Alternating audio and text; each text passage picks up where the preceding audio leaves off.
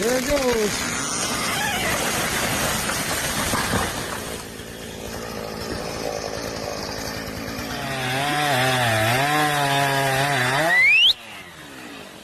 Go!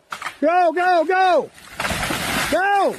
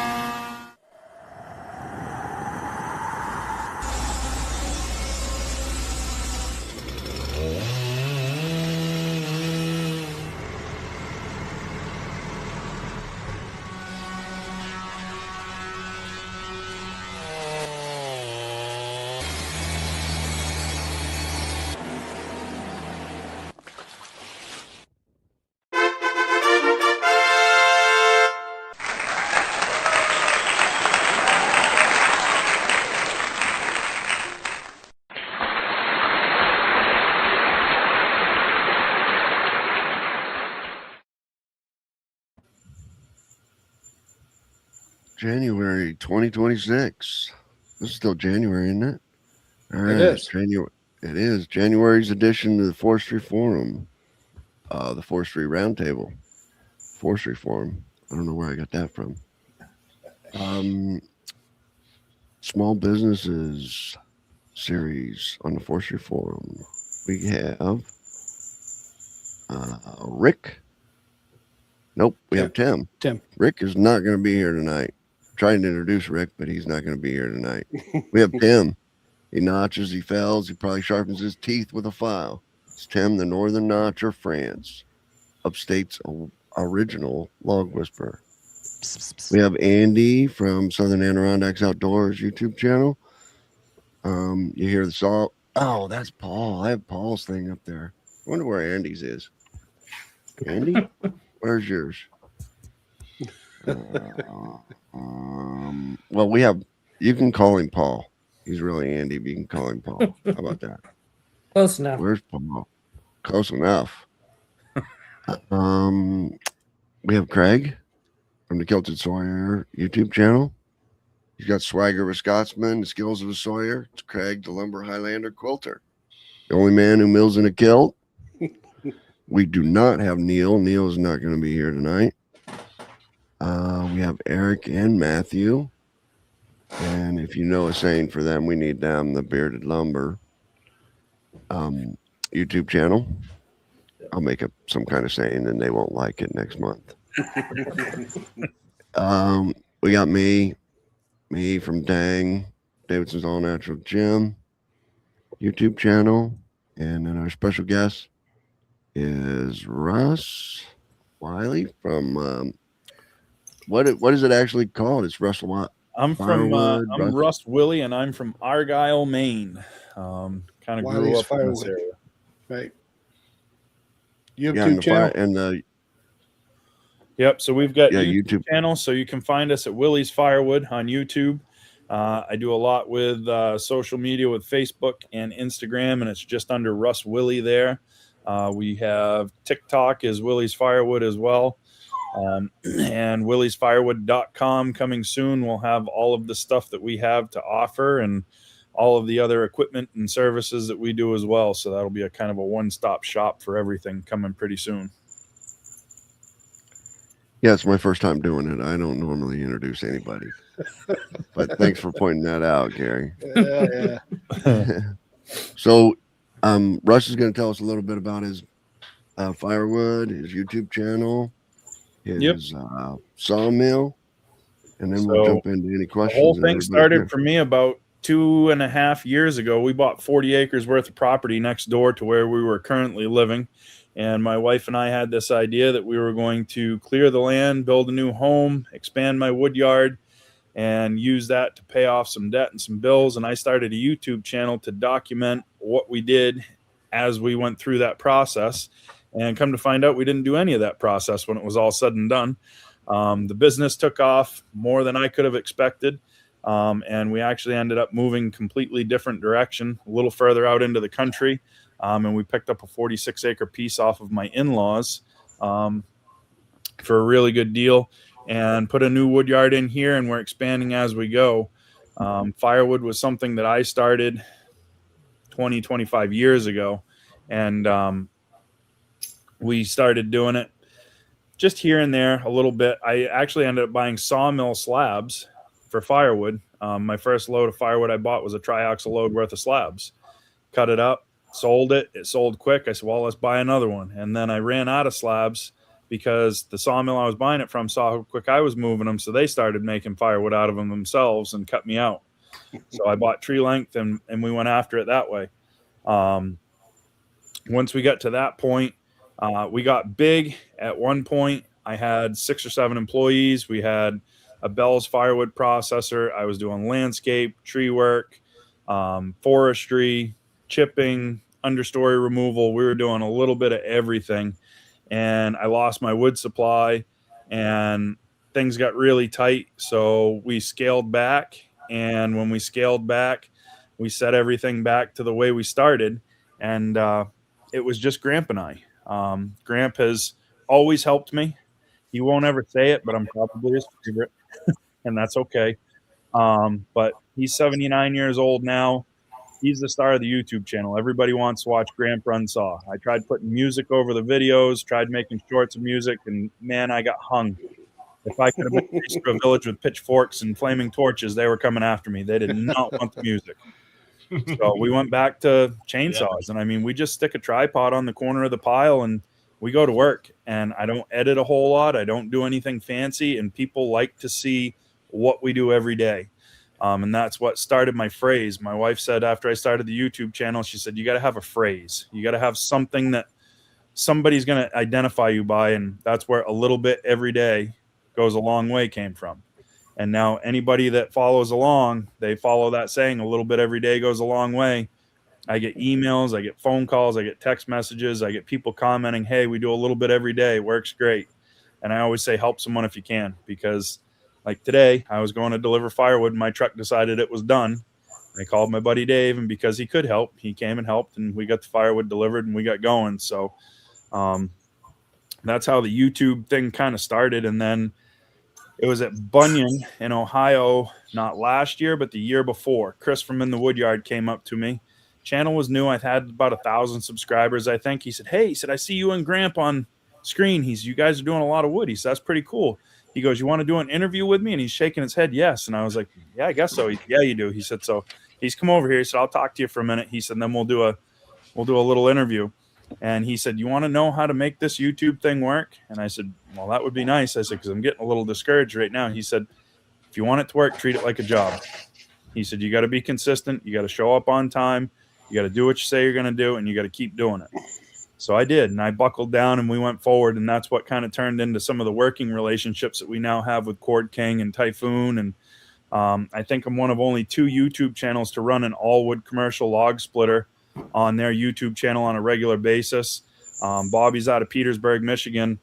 There's some really great splitters out there, but I'll tell you right now, I would be very hard-pressed to switch brands and do anything different, that's for sure. There's Ted and Sherry. They were one of the first ones that found me when I went to Bunyan the first year, Miller Stumps and Firewood. Ted and his wife Sherry are great people. It's just really good to see them. And Brian, Shotlift Family Firewood. Brian has the only firewood engine roadside firewood rack that I've ever seen. So it's pretty cool. We call it the Woodhound community with the firewood guys. We do a lot of charity events. We do the Hoosier Firewood Hysteria in Indiana. We cut and split firewood for Vietnam veterans. We did like 50 or 60 cord of firewood in 2 days in the pouring rain last year and got all their firewood done for the year. We go to Pennsylvania. We do Hope. The Hope House is a place where people with cancer can go and stay. Everything's taken care of. We did just over 100 cord in 7 hours with everybody that showed up at Hope this past year. And we're hoping to be able to do more next year. So lots of great events, lots of great people. And whenever they show up, it's just like talking to friends. I mean, everything is just, you pick up right where you left off, and it's like you talked to him yesterday. So that's the brief how we got to where we are now. So you own over 80 acres or about 80 acres? We've got 87.5 acres between both pieces of property that we own right now. Yep. And I have access to another close to 200 acres worth of forest land through FireWood customers that we've had for years, where I trade stumpage for firewood. So we can go in and we can cut in exchange. So Cold Spring Farms, that's Ryan Willick. He used to be the Typhoon Territory Manager. One of my good friends down in Virginia.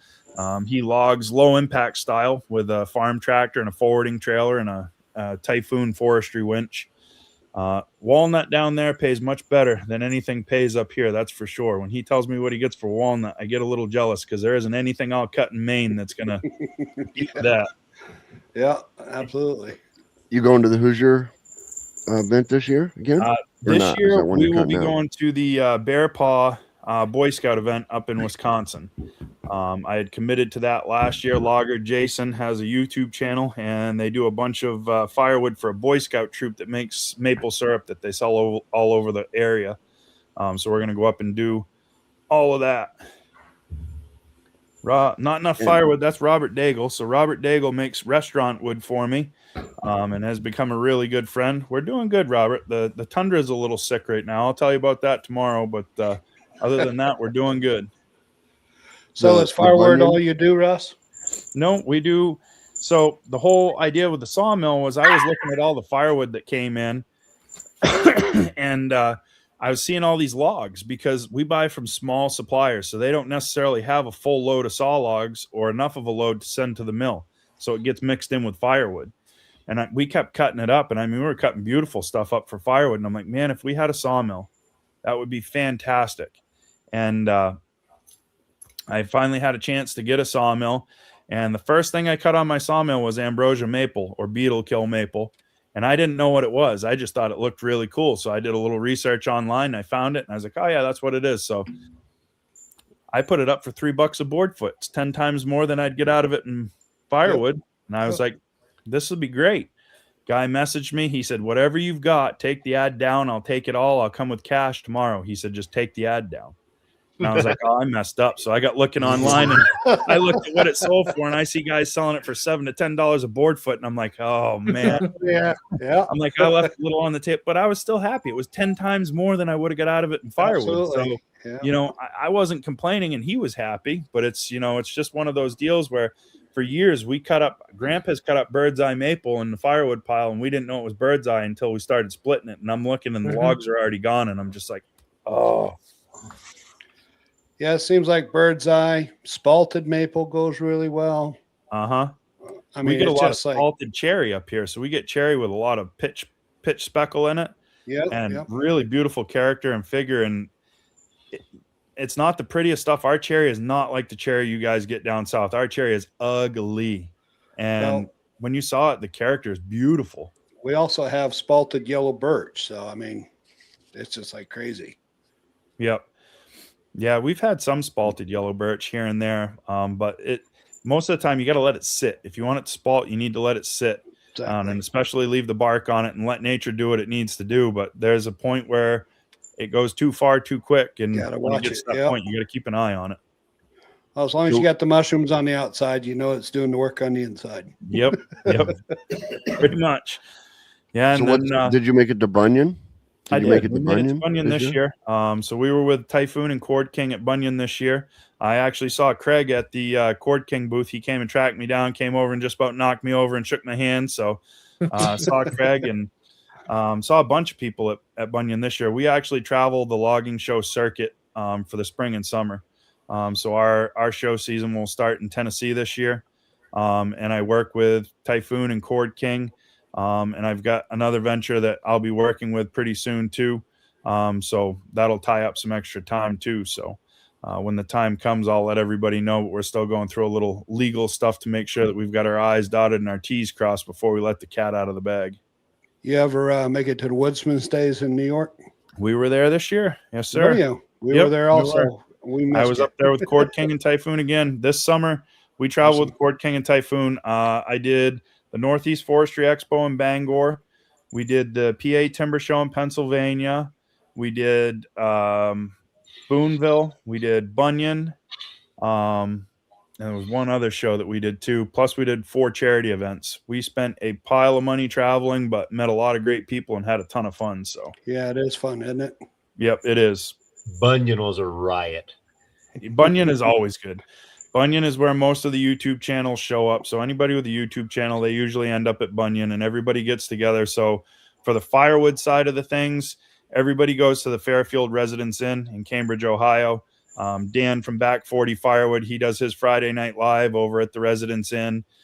You've usually got Easton Made, Andrew Easton, and Bob Nelson from Wolfridge, and all the manufacturers. Everybody's there. Everybody's having fun. Bunyan is just a good time. And we did the International Firewood Expo too. Ryan from Cold Springs Firewood just reminded me of that in the chat. So nice. A lot of the same like-minded people in the same area for the weekend. Yeah, absolutely. And you know, that's the whole thing. It doesn't matter if Craig runs a wood miser and I run a cook saw. Yep. We still get together. We still have a good time. We still razz each other. Doesn't matter if he runs a Husky or if I run a Steel, you know, whatever it is, we all kind of work together and do what we need to do. Yeah, Len's right. The great party at night too at the Residence Inn. It makes for a rough morning, but it's a great night. So yeah. But yeah, the sawmill thing is something that I've always been interested in. I almost bought a sawmill right out of college. That was my actual senior project in college, was laying out a sawmill business and seeing if it would be viable and how we went about doing it. And it worked on paper, and it still works on paper to this day. It just, things didn't line up and things changed. But now as we go, I've got a goal for this coming year. I'd really like to saw 100,000 board feet. And that's kind of my goal that I've put for myself. And we're at about 5,000 right now, and we're in January. So I think it's doable. We've got a lot of lumber and a lot of logs coming into the yard. So we'll give it a try and see what happens. That's awesome. And, go ahead, and John. what type of mill did you say that was? So I've got a Valley Green Monster out of Canada. Okay. We're looking at hydraulic because I know 100,000 feet with a manual mill is going to wear us out in a hurry, especially when we start sawing the big stuff. But for right now, what it is, I mean, my buddy Dave and I, he's got his own business, and we sub back and forth between each other, and we split the money from the milling. We can do 3,000 feet if we have a full day and we just put our head down and go. It's just finding that motivation to make it a full day and not drag your feet in the morning to get going. So, right. How much of that tree job got you thinking about that sawmill? Was you already had the gears turning on that, and that job kind of added to it? Yeah, I knew I wanted to build new roadside racks, and I knew I didn't want to spend the money on the lumber myself. So when Dave called and said, "Hey, I got a big job. We're going to take down 6 or 8 big white pine. We can have the wood from it. You come do the work, help me chip it up and get everything hauled back, and we'll turn it into lumber." So we've got roughly just shy of 3,000 feet in the stands right now worth of lumber, surprisingly. It adds up quick. And then, the other 2,000 feet or so that's left, we've sawn or are sawing for customer orders. So that'll be extra profit on top of that job and besides the racks. So it's super looking lumber. Yeah. Oh, it's great stuff. I mean, it's white pine. The butt cuts on them are all would have been select logs if we had sent them to the mill. Joe's messaged me as Verizon's freaking down again. Oh yeah. Yeah, I saw that was down earlier this week, wasn't it? Verizon. Yeah, he had issues. Lots of people with Verizon were held up this week. Wow. Yeah. Crazy. Well, he knew Russ was coming on, and he said he wanted to participate more than just saying hi. Yep.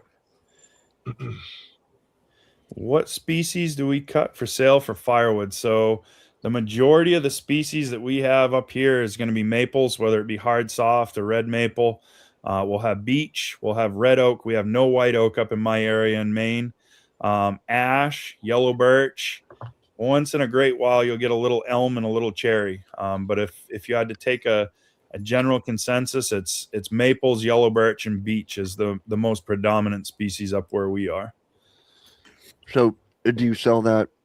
Can I buy a hard cord of maple, hard maple? Yeah, we've got customers that want it picked picked a side, and so we do restaurant customers. That was one thing I wanted to do. I said, I got tired of fighting with all these guys that want to do bulk firewood and they want to get a processor, crank it out as fast as they can. However it comes off the machine, this is what you get.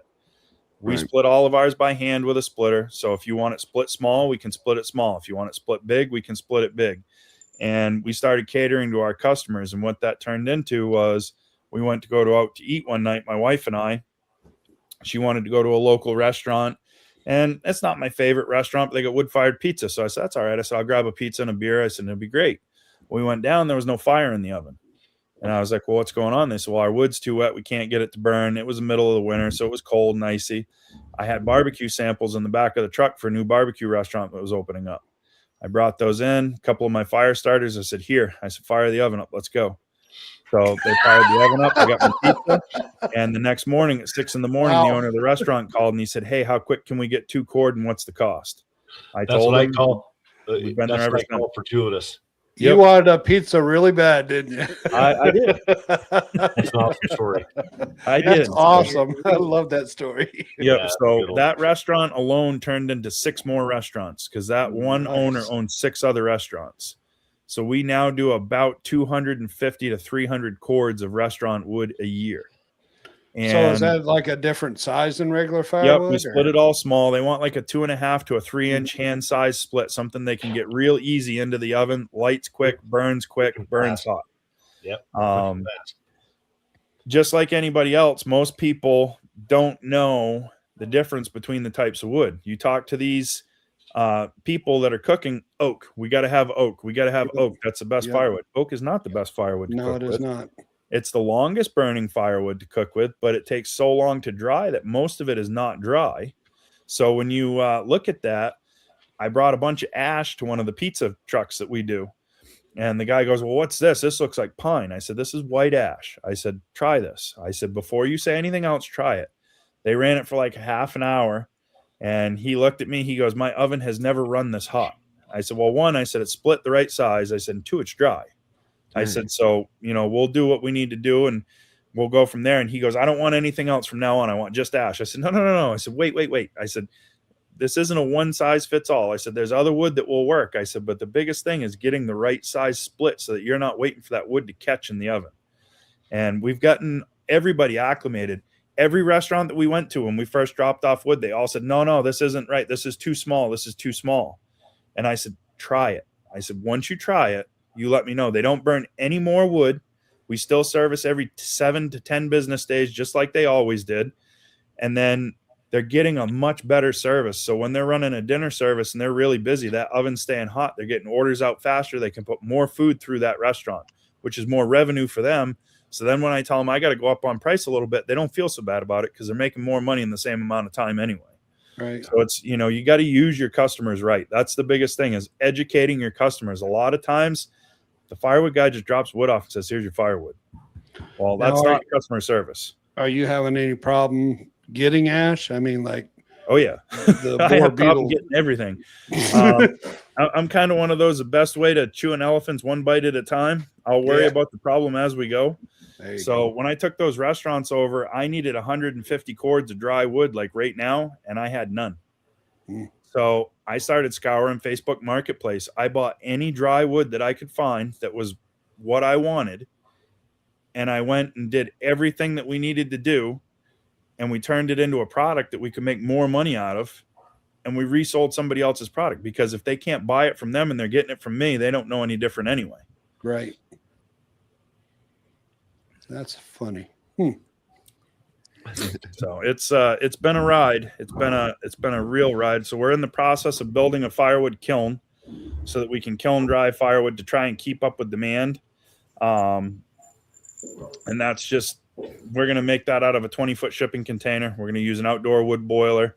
And I had toyed with the idea of an iDry unit. There's another one all pre-made that we can get everything all hooked up. So we may still go that route. And TJ Stonehouse is a guy that follows my channel. And every video you can tell he watched the whole thing because he'll either write you a poem or he'll have hashtags for the video through the whole video. And exactly is because of Kevin. Little Kevin that helps me. He doesn't say exactly. He says exactly. So that's been turned into a hashtag. We've got a shirt that says it and everything. Oh, that's cool. Yeah. Now let me ask you this: do you find your residential customers, they wait until the weatherman forecasts snow and they call you up? They're out. And I need firewood now. They wait until it's snowing already, like today, and they call me and they say, "We're out of firewood. We need wood right now."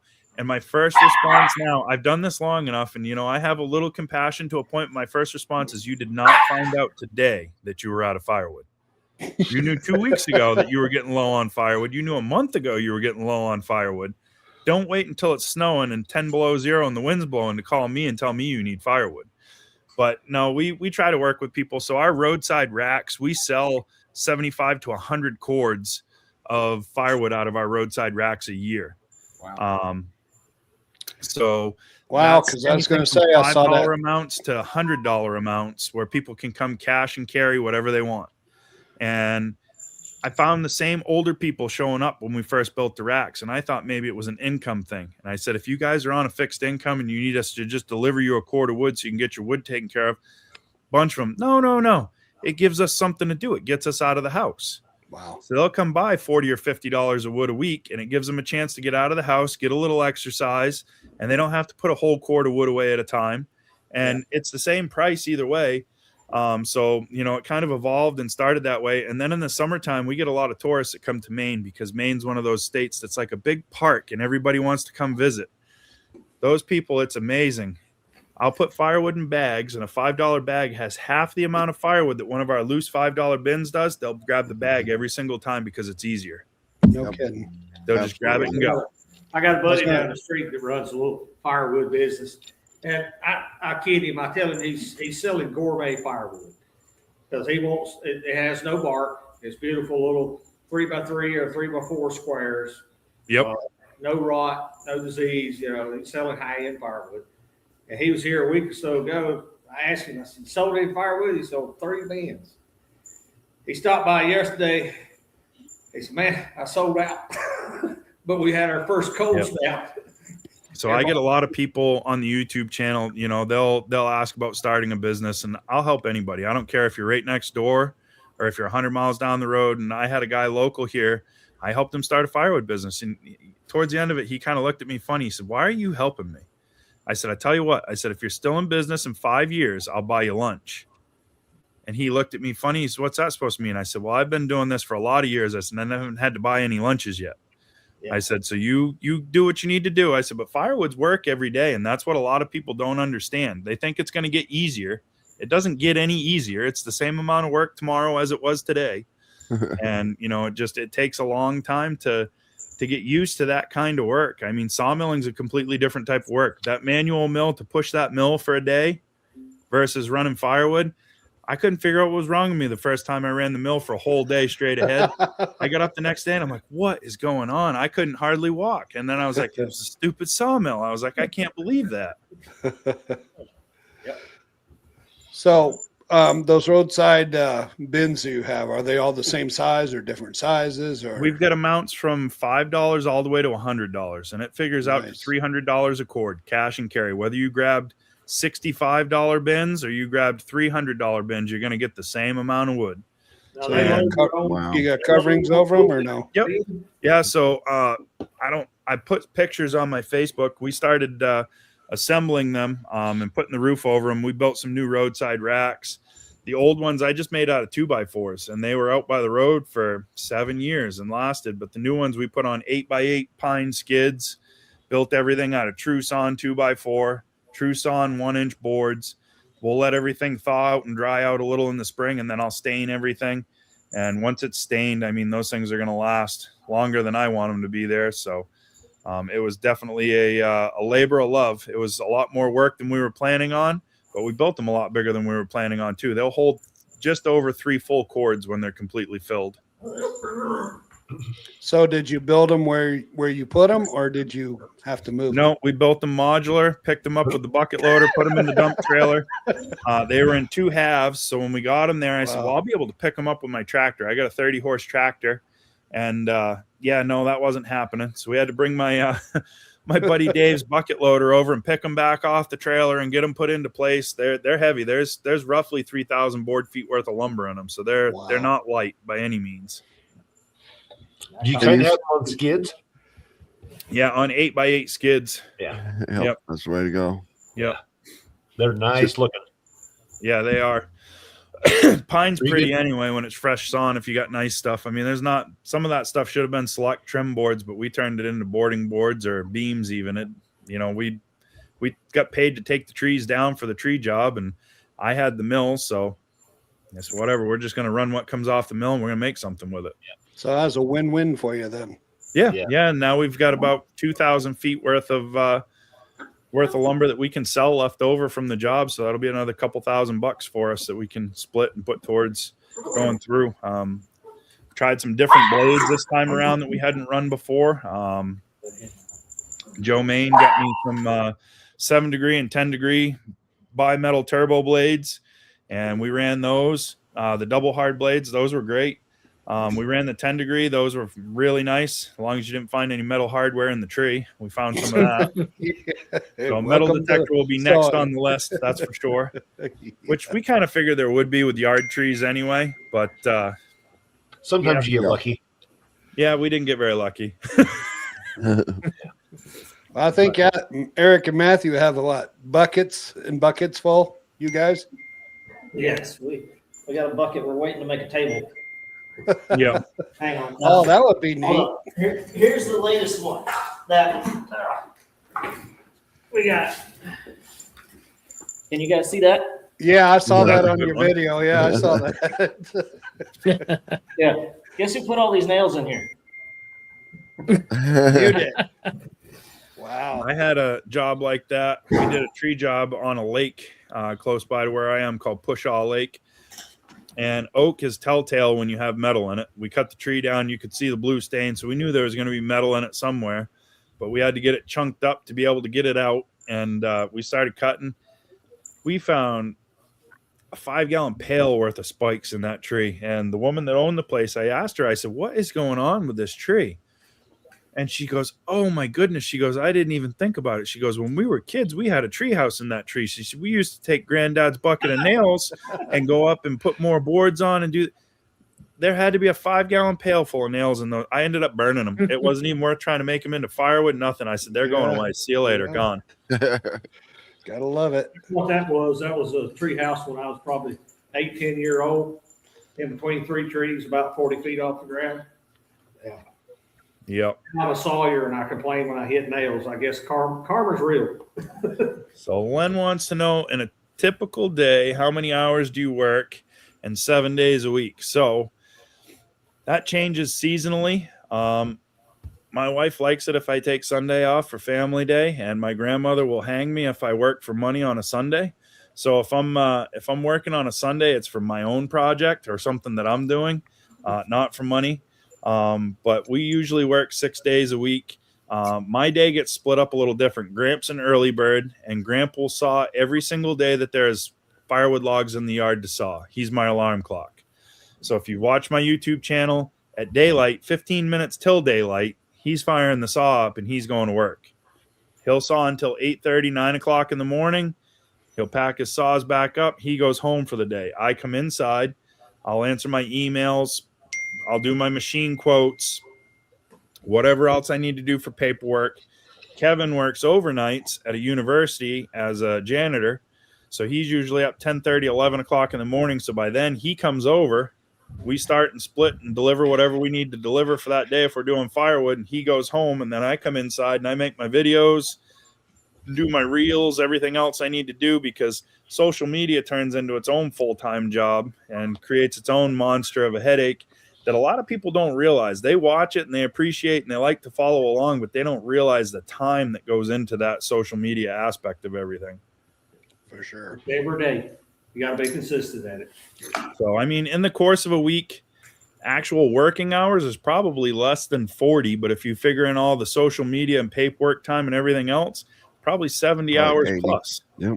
And that's part of being self-employed. You've got to do everything else that somebody else would normally do if you're working for a company. And anybody that's self-employed knows that there's so much more than just going and doing the job. Correct.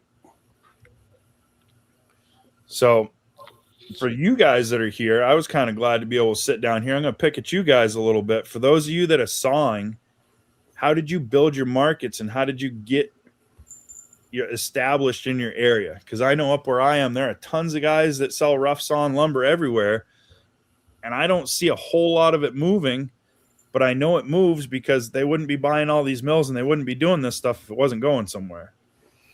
Well, first of all, there's a big difference between somebody hobby milling and full-time milling. Yep. Most of us started out hobby milling. I had a good paying job. Youngest son, Matthew, he was the last one moved out with the Army. I needed a hobby, so I bought a wood miser. And it's a hobby that got out of hand. And it takes time. I worked 6-7 years kind of mobile milling, fiddling around when I had time on the weekends. And after a while, your name gets out there. If you'll do quality work, you'll return your phone calls, and you do what you tell people you'll do. I don't advertise a thing now other than, my Facebook post and YouTube. And I get people all the time call me, and the best customer says, Joe told me to call you. You do good work. Yep. That's what I want to hear. And that's the way our FireWood business got built. Was now it's all word of mouth. I don't have advertisements up. I don't need advertisements up. The phone rings. I may not know who it is, but they say, hey, so-and-so referred me. They say you have FireWood. What can you do for me? And, that's kind of the way it's been even with the few sawmill orders that we have now is I didn't advertise it. They saw it on a YouTube video or they saw it on a short and they said, hey, I need 1-inch boards. How much? Right. You have to work at it. There's nothing wrong with advertising when you first get started. You got to get your name out there, print out a bunch of business cards, go out and just pass them out like popcorn. Yep. And don't quit your day job until this, fills the bill. Yeah. Well, the FireWood is my day job. So the sawmilling's a hobby right now, but I'm trying to use sawmilling so that I don't have to plow snow next winter. Right. So I plow about 25 residential driveways, and that's my extra money when FireWood slows down in the winter. And I want the sawmilling to take place of that snow plowing because I don't want to have to be out in the middle of the night anymore. Well, I'll tell you, in our area, and it's probably true in all these guys' area, you got to feel a need and feel it good that somebody else is not doing. Yep. Right. And I knew early on when I got beyond playing and hobby and then going into full-time business, I needed a kiln and a molder planer to do from log to finished lumber. And that's where I wanted to get. My dad and I took a trip today. We went up to Fry's, Virginia, and I bought probably the last piece of my operation I've been wanting to get.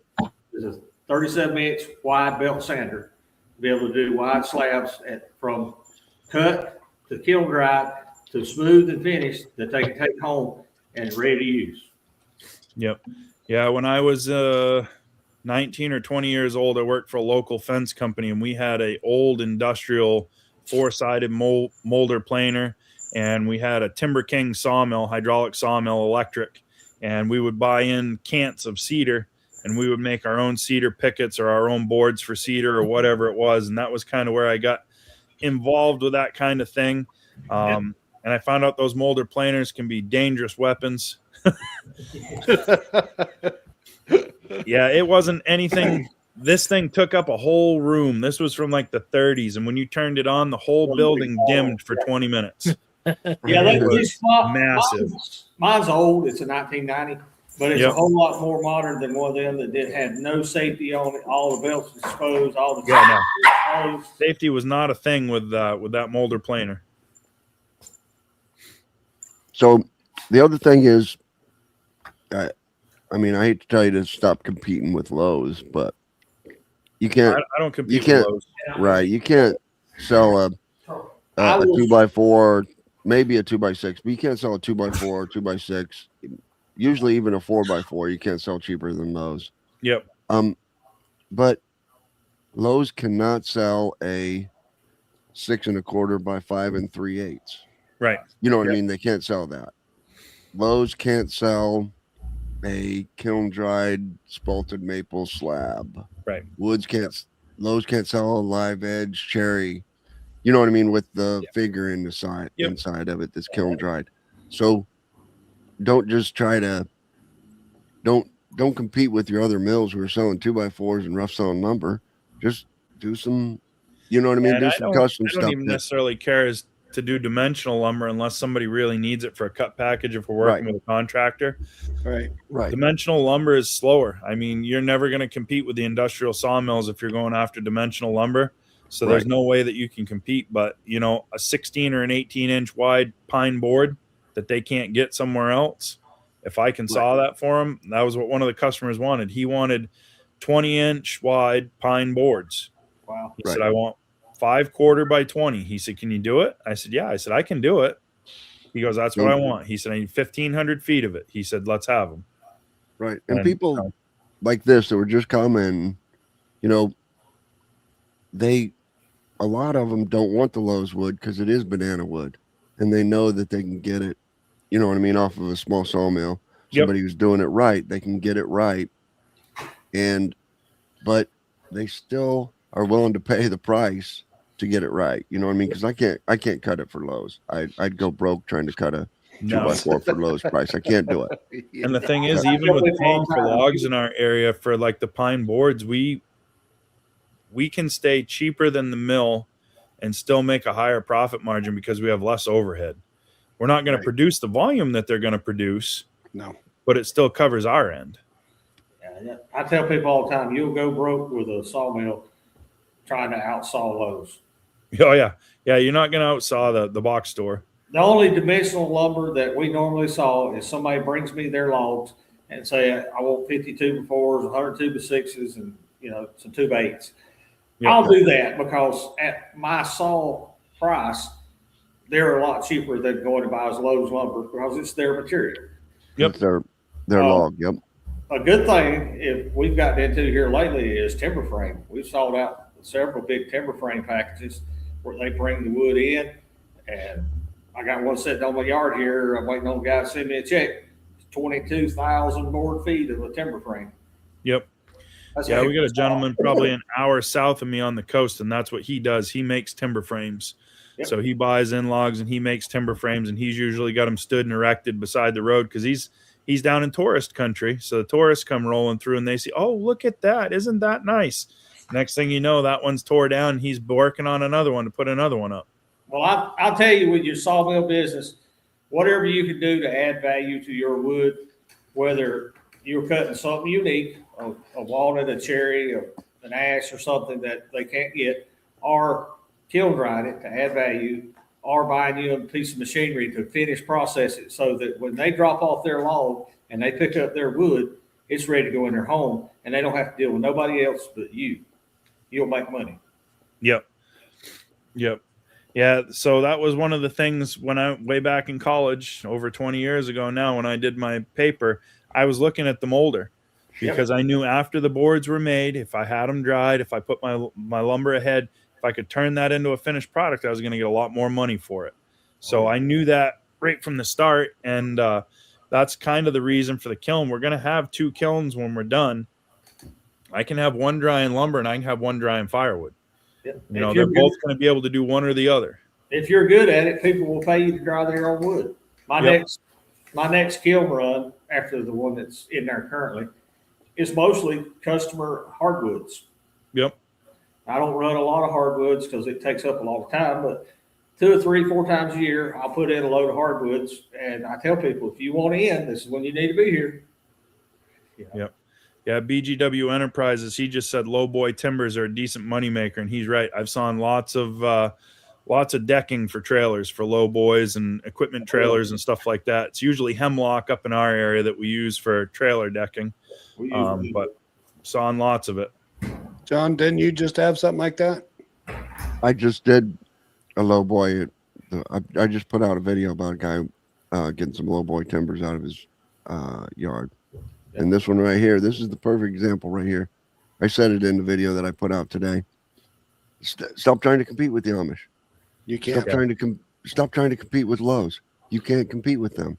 Cut something that the Amish are not cutting And even if the Amish can cut it for 29 cents a board foot or whatever the heck they can cut it for, set your price, set whatever you can cut it for and make a profit and keep that price. And when they say, when you set your price at whatever you set it for, $2 a board foot for this board, and they said, well, I can go to the Amish right down there and get it for 29 cents a board foot. Say, okay, see ya. Go get it there. You cannot. The Amish has 17 people that all they have to do is feed them, and they work for free. And you can't do that. Listen, if I'm going to work for free, I got a CDL in my pocket. I'll be back on the road tomorrow making a bucket. I got one of those too, and not have to deal with it. Yeah. Yep. Right. I'm not working for free.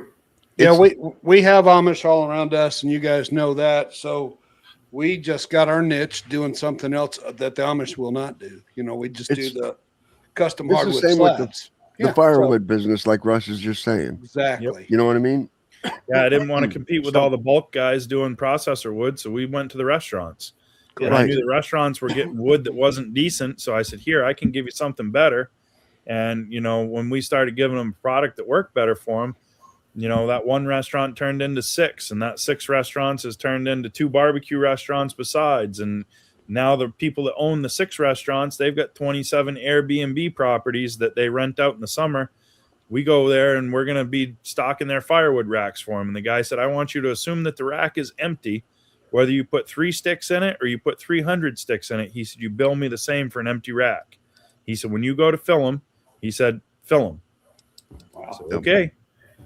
And it's things like that, the high dollar, the high volume wood processor is not going to give somebody just cherry, just maple, just, what I mean? But it's more work all the way around. So when you look at a processor, so like Cord King, I work with Cord King, for example, they have a machine called a repeater, and basically it's a box wedge. If you've seen a commercial splitter, they've got the square box wedges that make the perfect square splits for your bundles and your smoker wood. Right. They've got that built into a processor now. So the typical giant chunks that come off a processor are non-existent. Now everything that comes off that processor is uniform, it's consistent, it's the same. You can set just oak on there, and you can run a cord of oak for a barbecue restaurant. You can give them a 3x3 split if that's what they want, and you can just run the wood. But when you get some of the bigger processors with the traditional star-shaped knives, if that's not centered right and the guy running it's not paying attention, or he's listening to his ear pods and he doesn't care, you're going to have kindling coming off the bottom, and you're going to have pieces that won't fit through the door of the stove coming off the top. And he's going to say, well, I don't know what happened. I was running the processor. Right. And don't your splitter, Craig, have the box wedge in it now? Or you can make it does. They offer a 3, 4, and a 5-way. I believe it comes with the 3-way. How's Mama liking her uniformly splitting wood now? She loves it. Yeah.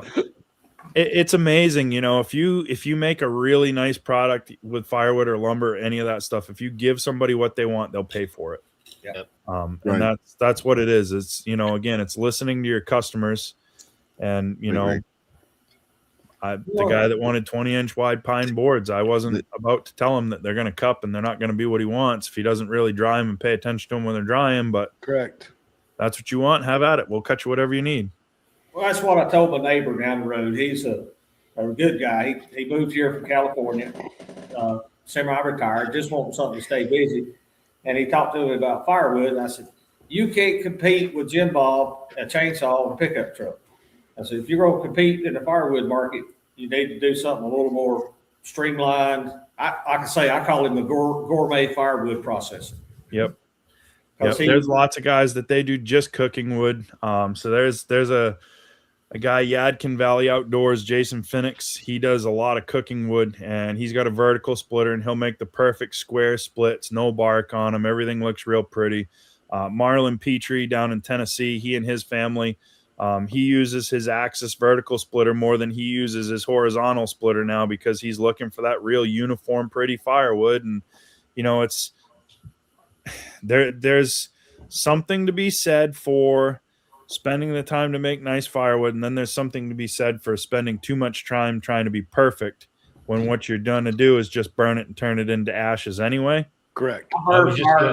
I burn firewood in my house, and what I burn, I don't care what it looks like. I just want a uniform length and somewhere between a 3x3 to a 6x6, and in the stove it goes. Yep. I'm not selling it to anybody. It's for me. Yep, that's what we would call a general mix up here. So when somebody just wants mixed hardwood, that's what they get. They'll get anything from 3x3 to 6x6, and it's a mix, so they can fill it. But there was a comment up there from TJ Stone, said best wishes for hardworking man. So there's a YouTube channel out of Michigan, Heath and Rachel Postma. Heath actually was in the hospital last week. He had a bunch of pulmonary embolisms that were removed from his lungs. He had a bunch of blood clots removed from his thigh, and he still has some in his calf. They're not sure what caused it, but he's home. He made it, luckily. So hopefully he makes a full and speedy recovery. For anybody that has ever met Heath, he is the loudest person in any room that he gets to. And if somebody needs everybody to get somebody quieted down, he's the megaphone that will do it. So when we're at Hoosier Firewood Hysteria, a couple of guys were trying to get everybody to quiet down. He's like, "What are you doing?" They said, "We need everybody quiet down." He climbed up on a chair and he said, "Hey, time to be quiet now." And then the room went silent. He goes, "Now what?" Yeah. But now Heath is really good. And hopefully he gets better. I know Josh and Janice Leach, they just commented too. His wife had some pulmonary embolisms not long ago. They make all my merchandise. They make my shirts and all my stuff and my stickers for the YouTube channel and stuff. And she had blood clots in her lungs. So it's you got to pay attention. If something doesn't feel right, you don't feel good, go get it checked out, get it taken care of. We're all on borrowed time. There's only one guarantee, and we're not getting out of here alive. So you may want to make the best use of your time that you got. That's for sure. Absolutely. It only gives you one trip around. Yeah, and it can be a short one if you don't pay attention.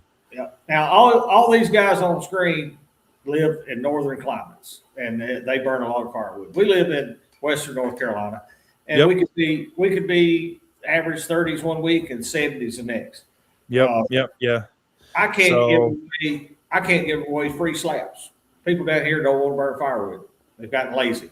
I can't give away slabs up here either because people are too lazy. They don't want to deal with them. Yeah. I'm like, all you got to bring me a dump trailer and show up when I told you to be here, and I'll take 2 big grapples on Bertha out there, and you'll go home with 12,000 pounds of slabs. Yep. And all you got to do is do what, and maybe split a third of them, and you got stove wood, firewood. See, that's funny. We can't even keep them here because they come get them from us by the truckload.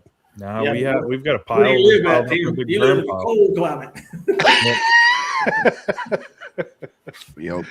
People around here, they live in the heat pump climate. Yep. And I'll be honest with you, if we had natural gas here, I might not burn firewood. If I could heat my house for $30 a month, I might not fool with it. There's another North Carolina boy right there, Yadkin Valley Outdoors, Jason Phoenix. He's the one that does the cooking wood, and he's got a tree service, so he's in North Carolina. Yeah, but yeah, I don't know, the slabs. We were looking at it, and Dave and I, when we cut off this tree job, we just pushed it into a burn pile because he had a burn pile already, and we were looking at him, and I said, it's kind of a waste to do that. I said, camping season's coming up. I said, and even if we got $100 a cord out of them, if we just cut them to 16-inch length, it's $100 more than we had if we don't burn them. Well, that's what I was going to ask, is that you couldn't take your slabs and make a lower quality firewood, because you're going to get a little more bark with slabs than you get with a round log, and put it out there and sell it to people on a budget. Yeah, you burn a little bark, but it turns to ash and makes good heat real quick. Yep. So that's what we're going to do. So the softwood slabs we're going to use for camp wood. And we're going to make a rack with 16-inch dividers so we can just saw down through the dividers, and then we'll pick it up with a tractor and be able to dump them out into a trailer or a bin or whatever. And then we can just scoop and load when somebody wants to come get some. I don't want to fuss with them any more than I have to, but I want it to still be uniform. That's one thing, Gramp, he's always got a 16-inch stick. And when I was a kid cutting firewood, if you didn't have that stick, he'd wrap you in the knuckles with it and say, "Here, you want this?" Yeah, I'll take that. So, Russ, do you also make fire starters or no? I do. We make fire starters and ship them all over the country. Actually, Nice. we take our sawdust from our firewood production, and I've got screens, and we dry it on the screens next to the wood stove in the wintertime. Dry the sawdust out just as dry as we can get it, and then we mix it with soy or beeswax, depending on which fire starter we're making. Our beeswax ones are food grade, so those are good for your barbecue smokers and all that. They say soy is, but I don't think soy is a food, so I don't put that in the food grade stuff. That's just the regular. Gotcha. Use it to start what you want. But yeah, we ship them all over the country. So, are you marketing that on Amazon or something? I sell them right through my Facebook page, and I'll let people put their own advertisement on it and mark them as their own. I mean, as long as I'm getting what I want for them, I'll ship them to you in plain bags. You want to put your sticker on it and tell everybody they're your fire starters, have at it. And I ship master cases all over the country. We've got 4 or 5 or 6 bigger customers that they order 2 or 3 master cases a quarter, which is, close to 1,000 starters, and they put their own labels on them, market them, and sell them as their own. Come by, I'll give you some sawdust. I probably got 20 dump truck loads well, out here. The sawdust off the band mill doesn't work. It's too fine. The wax doesn't absorb into it. It puddles on top. Right. Yeah. So you need the chips so that the wax can actually filter down through. How about the chips off your mower? Or are they too coarse? Those are probably too coarse. It's fussy. It's a fussy thing. Yeah. Andy, somebody's asking about what you guys do with yours. The softwood where I'm cutting, I built a sawbuck, and I'm cutting those into 16-inch lengths and stacking them and having, we offer it up on Facebook. Usually we have way more than we can deal with right now. So the softwood we're cutting up. My biggest fear is somebody coming onto the property with their own chainsaw thinking they're going to cut up slabs, and they're not doing that on my property because of liability issues. Yep. So we're cutting it up. I offer it for $30 a load. I don't care what size their vehicle is. $30, come and get it. And what I've been doing with people is, if somebody actually shows up, I tell them, give me $30 and you can come all season, all summer long, and reload anytime you want for free, because we got to get rid of it. The hardwood, we separate.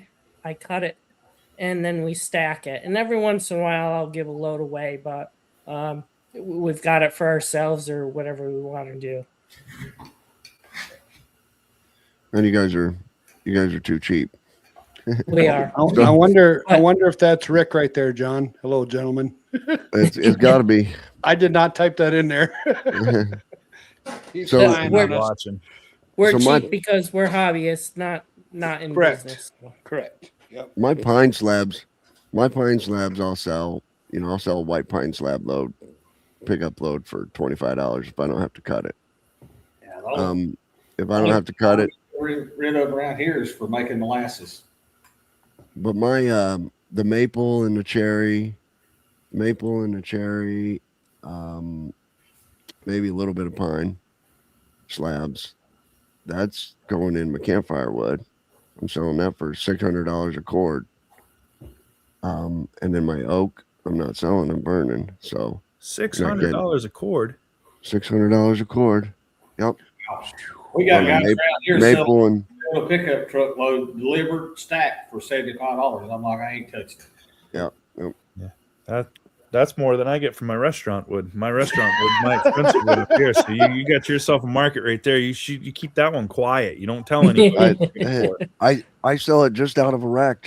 I was watching you build your rack. I sell it just out of a rack like yours. Only my prices equates to $600 a cord.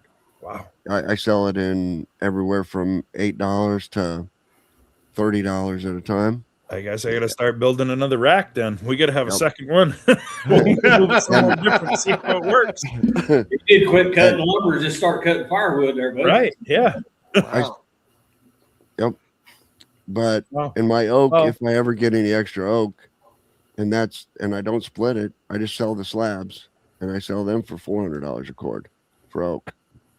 And but you know what I mean? It's a totally different, place. It's a totally different. My white pine, I'm not selling a white pine board for less than $2 a board foot, straight off the mill, green. there's no way I'm doing it any less than that. And Wow. it's We're lucky just if we get 75 cents a board foot. Yeah, that's anything. I couldn't do it. 1x8, 1x10, we're 75. 1x12 or $1. Anything over 12, it's $1.25 Right. or higher, depending on what it is.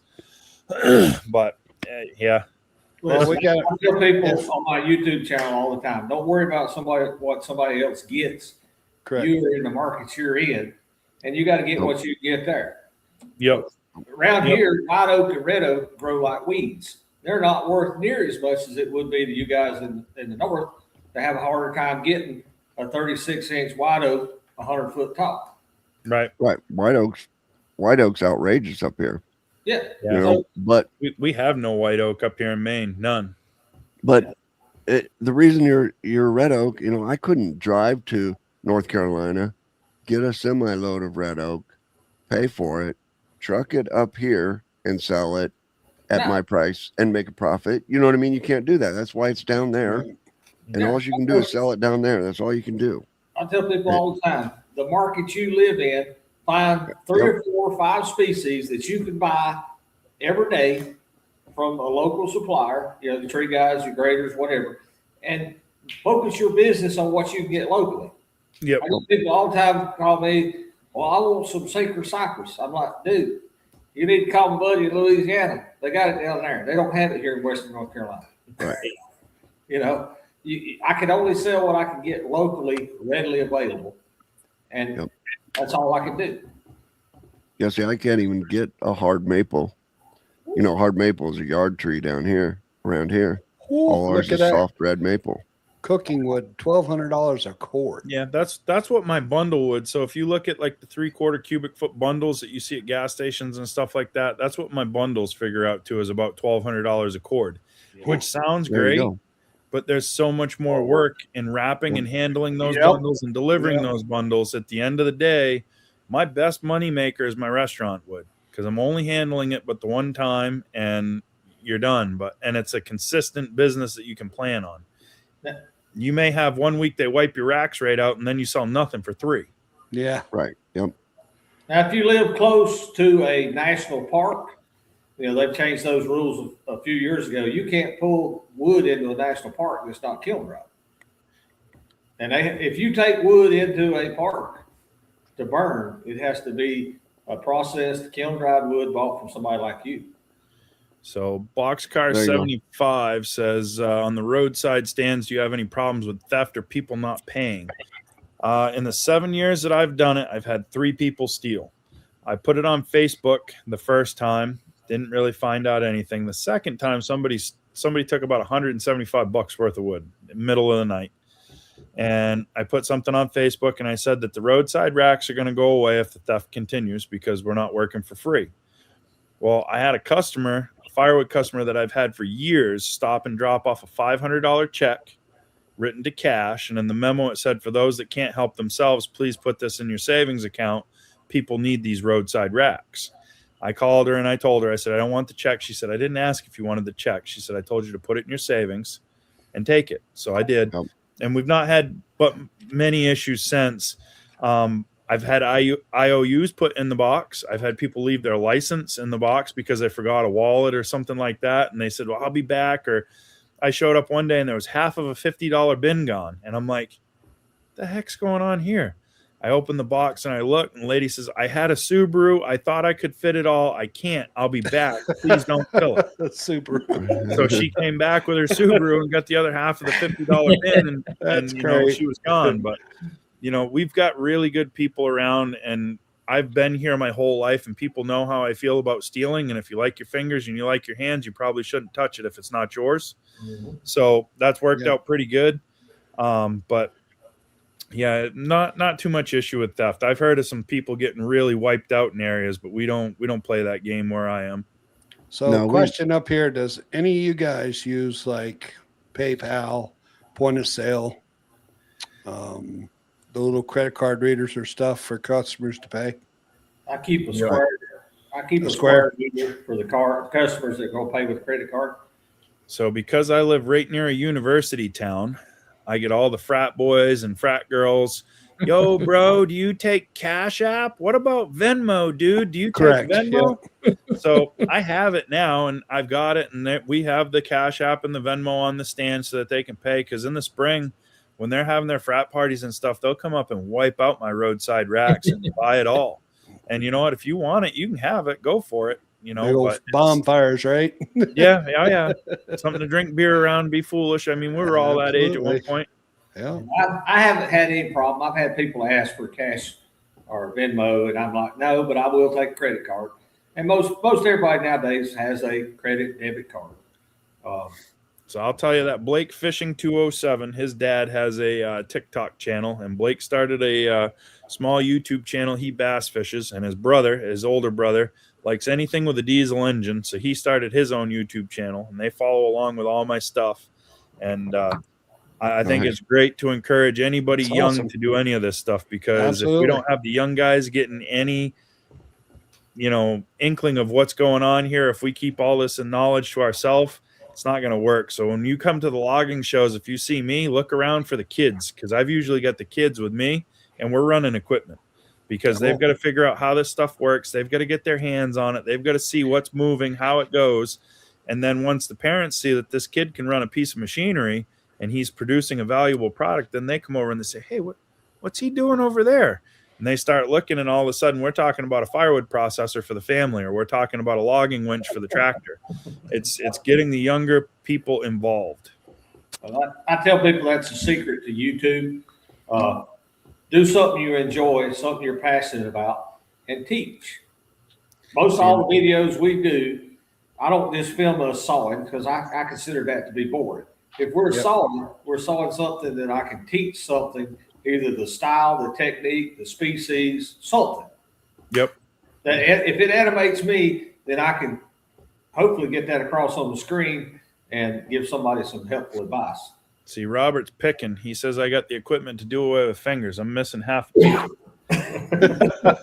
And it wasn't because you put your hand in the wrong spot. It was an actual freak accident. I put a block of wood in the log splitter, and it had ice on both ends of it. When it came under pressure, it slapped up out of the splitter at my face. So I put my hand up to block my face, and it slapped my hand off the wedge. Pinky gone. I feel your pain. I miss one too. So there's one in every group. It's just a smaller target. I never smash that pinky anymore. I haven't hit it. We still take that Southern cash. I know there's some different currency in different places, and I'm okay with barter and trade system, and I like some of that different currency. I had a FireWood customer, Evan. He was a good old boy. He's passed away now, but I always got choke cherry brandy as part of my payment for FireWood from Evan.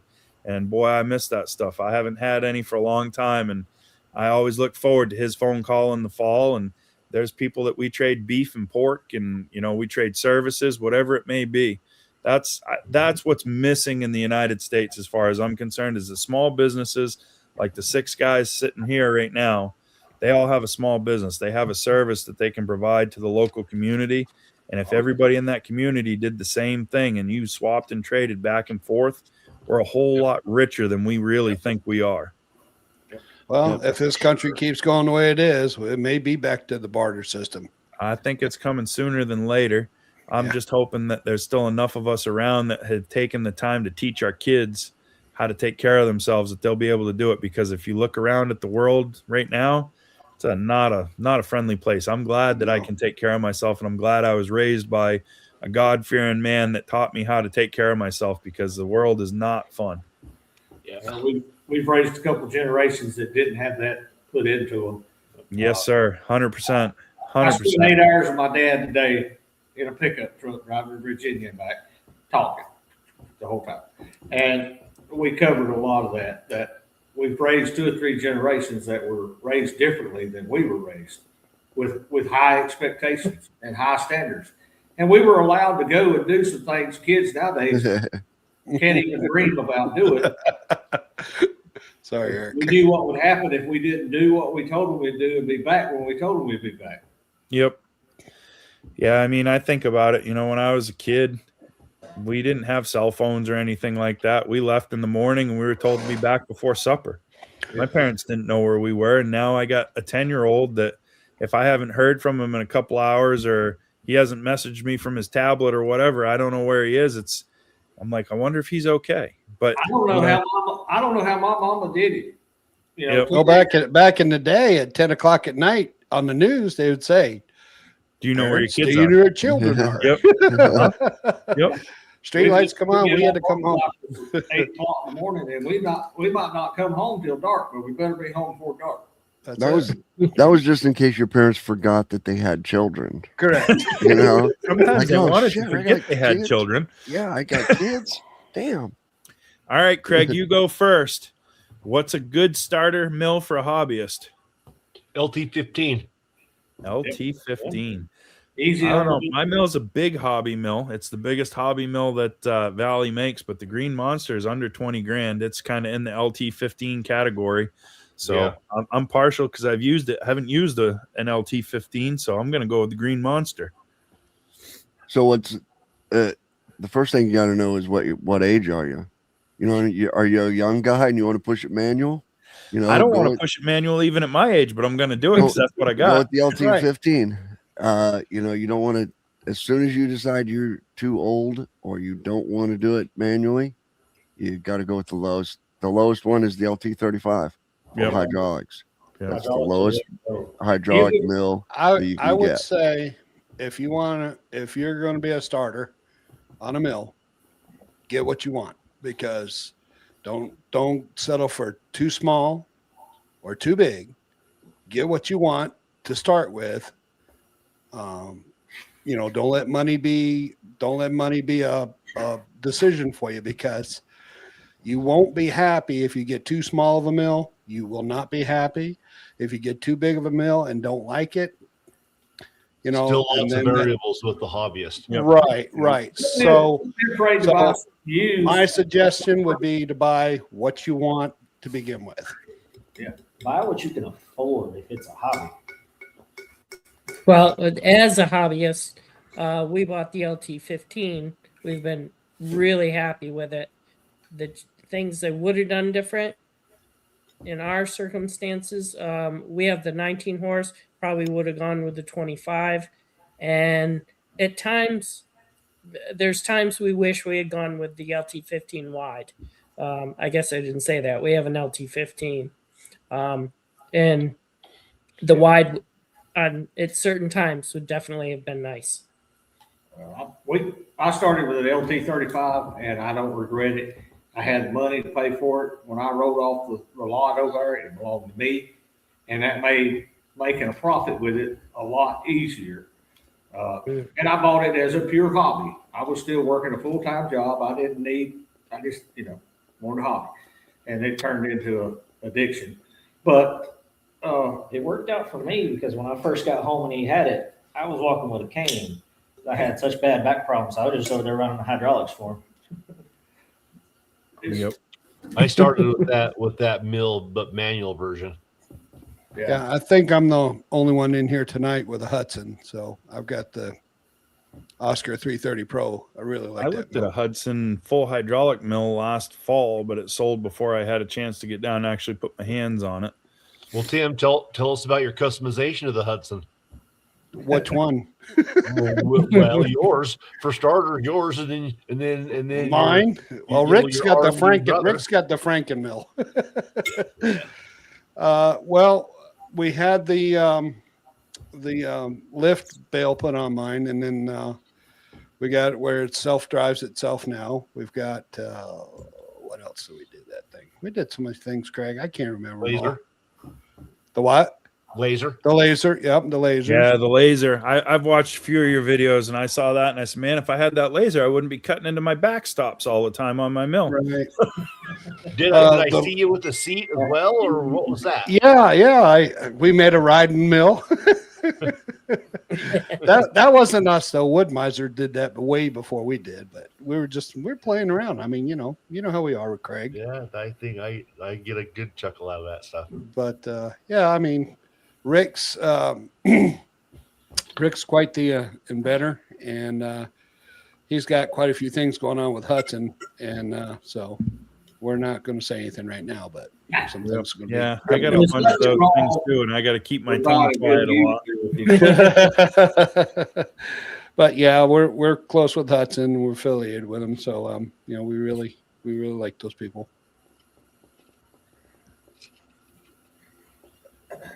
Let's see.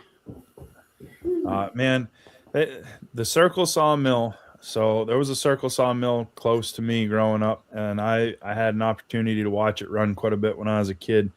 And there's something about a circle saw. There's no other sound, and it's just, for me, it's mesmerizing. If someday when I have enough money and I have the ability, I will have a newer Circle Sawmill, and I'll have another Circle Sawmill set up before they completely outlaw them all, because it's just, you get lumber that you cannot get out of any other style mill, and the sound makes everything worth it.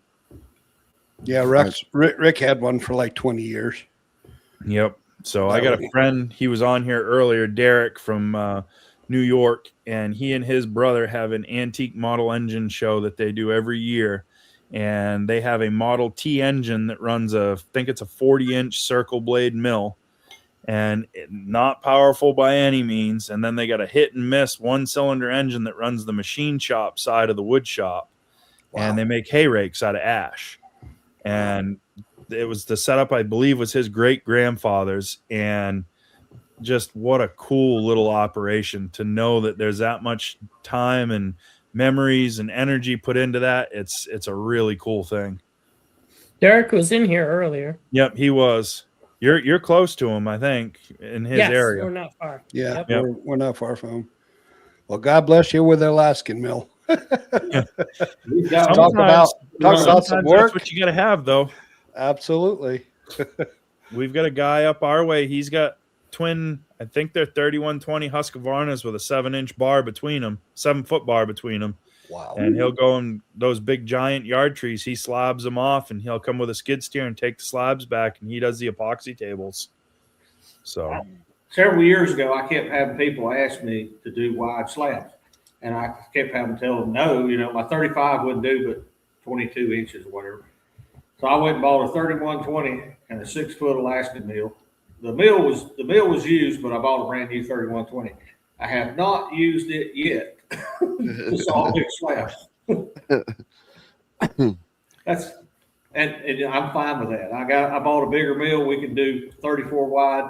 Yeah. If that don't fit your needs, we can do 2 slabs, and now you're 68 wide. Okay. Yeah, they wanted to send a Granberg chainsaw mill to me because we work with Log Ox, and we advertise some of their products for them, and we use the Log Ox cant hook on the mill all the time. It's the only cant hook that I've never been able to break. We've had 2 guys laying off that thing. We actually used the bucket of the tractor as a lever for it one time because we still couldn't do it with 2 guys hanging off it.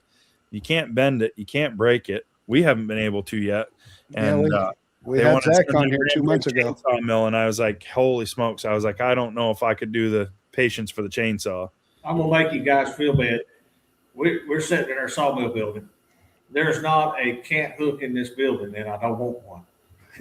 We got a tractor with a thumb for a reason. Yes. Yep. Get that 4-way hydraulics on the front of a tractor. It's so nice. Dave and I got talking when we started our first sawmill video. I said, listen, we both know that we can use the tractor and a strap, and we can flip these logs, and we can do whatever. I said, let's do this the old-fashioned way. I said, and see what people have to say. And I was right. They tore us all apart. Don't you know you can wrap a chain? You can wrap a strap. You got a tractor sitting right there that you're loading with. I said, guys, what I'm trying to show you is that you don't have to have this stuff to do this, okay? Right. Because you're not always going to have a brand new 60-horse John Deere tractor sitting there. Correct. If you're just starting out, you're not going to have all these fancy tools. So you're going to have to use some leverage. You're going to have to smack a couple of fingers, and you're going to have to swear a little bit, but you need to learn. And it's being able to do that stuff still that makes the difference. I can remember when we were first getting started mobile milling, getting burnt on a couple of jobs that I took without going and looking because they were quite a little ways away. Got down there, and there's a 24-inch oak log here, and there's a 30-inch log over there, and there's another 25-inch log over there. And I'm like, dude, I'm not setting my mill up 3 times. We took a chain and the pickup truck and drug that log around his yard till we got in front of the mill, and then rolled it up on the mill and milled it. Yep. You learn to do with what you got available. Yep. Yeah. I mean, we do firewood different. So when Gramp cuts out of, we have a log truck, they'll drop a pile. We saw all our firewood. You got to move the wood anyway to be able to keep sawing. So we take and stack the rounds in rows behind us because Gramp always said, if you're going to pick something up, be useful with it. Right. And we have so many people. Why are you bothering to stack those rounds? You're just going to pick them up and split them again. Don't you know what you're doing? I had one guy, every video for a year, he ragged on us every time we stacked those. I got an email from that man a year after I started my YouTube channel. He said, I just wanted to email you to let you know I tried your way of stacking the rounds. He goes, it saved me about a whole day on my year's firewood. And I was like, I'm thinking to myself, well, why couldn't you put that in a video? Because everybody's seen you comment on every video saying that it's a waste of time. But he doesn't comment that anymore. But I mean, it's, we've done it long enough. I always tell everybody what works for us isn't going to work for you necessarily. But I can guarantee with the amount of stuff that we've done, we're not doing this to waste time or because we think it's fun. We're doing it because it has a point and a purpose. Oh, yeah. We used to have say it's Wilson. Not how to, it's how we do. Yep. We used to have Wilson's Forest Land in here with us. He was one of the people on the round table. And he did a video about that, about stacking his firewood in rounds before he split it. He's like, yep. I've got to pick it up and I've got to get it stacked. I can't split it right now. So it's got to be stacked. And then he said, but I don't have to pick it up again. Most of it's already waist high. Right. You know what I mean? Or knee high. Because so you can slide it right off the pile onto the splitter. You're not having to bend over. Right. He said, bending over is a lot of it right there, Every video I have somebody use a pickaroon, use a pickaroon, use a pickaroon. Listen, the speed that Gramp cuts, I cannot keep up with a pickaroon and keep the wood out of his way. My job is to keep the wood out of his way so that he's not tripping on it. So the other day, I grabbed the pickaroon. My back was sore. I was like, I'm going to try to use a pickaroon. The wood was frozen so solid, you couldn't get the pickaroon to sink into it. It would bounce off. So I was like, I just threw it, started stacking wood anyway. But it's, it's one of those deals where just because it may be easier doesn't necessarily mean it's right. There's a place for everything, and everything has its place, just like TJ Stone said right there. Yep. Summertime when the wood's soft and it's not froze, that pickaroon's nice. You don't have to bend over. We've got the log ox, log hauler. You can reach down, you can pick the rounds up. You don't have to bend over. But I don't like the way it releases. And because we stack in rows, it doesn't work for the way that we want to do. So sometimes these right here are the best tools that you got. God gave you two of them, so use them. Yeah. Right. And that, do you do a one of these, not a forestry and sawmill, but a firewood and sawdust or something with guys live? You know what I mean? You do, don't you? You do. So we go live every Wednesday and Sunday night. So every Wednesday and Sunday we go live and on our YouTube channel. But weren't you with a group of so other we were people part too? of the God, Guns, and Sawdust podcast. Ryan Willick and I both were with TKP, Timber Cutter Patriot. Yep. It grew bigger than we thought, faster than we thought, and the amount of time that was getting put into it, we couldn't commit to that time. So we actually sold our portions of the podcast back to Alan, and he's still doing it. Okay. Yep. But the beauty of something like that is that pickaroon for those 6 guys in that podcast, that pickaroon's going to work for 1 or 2 of them. Yep. You know what I mean? And it's the same with us is, I'm running this type of mill. He's running a manual mill. He's running a bigger mill. He's running a sawmill operation. You know what I mean? That's how he makes his living. He hasn't sold a stick of wood in 6 months, and he's running a hobby mill.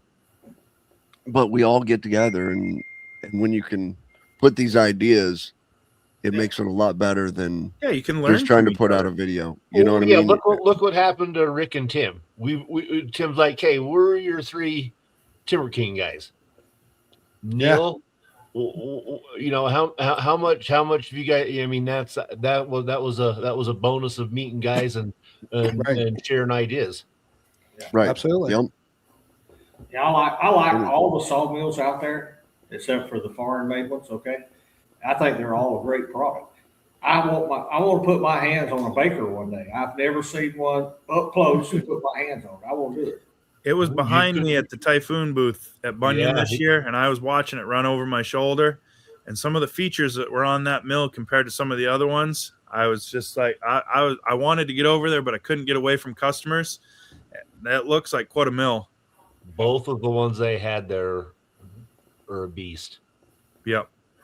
Now they're not the cheaper one on the market by any means. They're at the top of the cost market. No, yeah, they're high production. Didn't I see an Amish sawmill somewhere? Was that? Yeah, they had a Bunyan? big slabber mill down there. Bunyan. Yeah. So FireWood 50 wants to know what we're using for live stream software. What are we using, John? StreamYard. So StreamYard. This will let you StreamYard. We're stream to paying- multiple platforms at the same time. Up to 10. Yep. You Now, can stream. Russ, did you end up getting Starlink for this? I have it coming. Okay. So I've got a cell phone signal booster in the house that gives me enough to run in the wood yard. So we did a working live this morning, and we ran the saw with Gramp early and went YouTube live. That was Got my like next question. 80,000 views on that live this morning. Wow. Nice. It's crazy. People like watching people work. It's Well, you're gonna love Starlink. I got it a year ago, and man, I tell you what, it's the best purchase I ever made. yep. I've had it about a year and a half, and in that year and a half, I've restarted my router twice, and both times because we had a power flicker. Yep. Other than that, Yeah. So it's we wanted to be able to go live when we were working. We- I wanted to do that for two reasons. One, I've got equipment brands and manufacturers that we represent. And when you make a video, you can edit things out in a video that you cannot edit out in a live. And when people see something work in a live and they see it work the same way it's working in a video, it helps to validate the points that you're trying to prove. And it proves that you're not pulling smoke and mirrors. And I tell everybody, if I spend my money on it, or if I'm running it on my channel, that means that I would spend my money on it. Doesn't mean that it's right for you. And I represent multiple brands. So when somebody calls and talks to me, we've got all kinds of questions that we can talk about before we even talk about which machine you're looking for. Right. And then I'm going to show you what I think would be best, whether it's something I sell or not. If I got to send you to Wood Miser because I think Wood Miser is better suited for what you're doing, I'll send you to Wood Miser. I don't want you to waste your money just to buy equipment from me. That's not what we're doing. Yeah.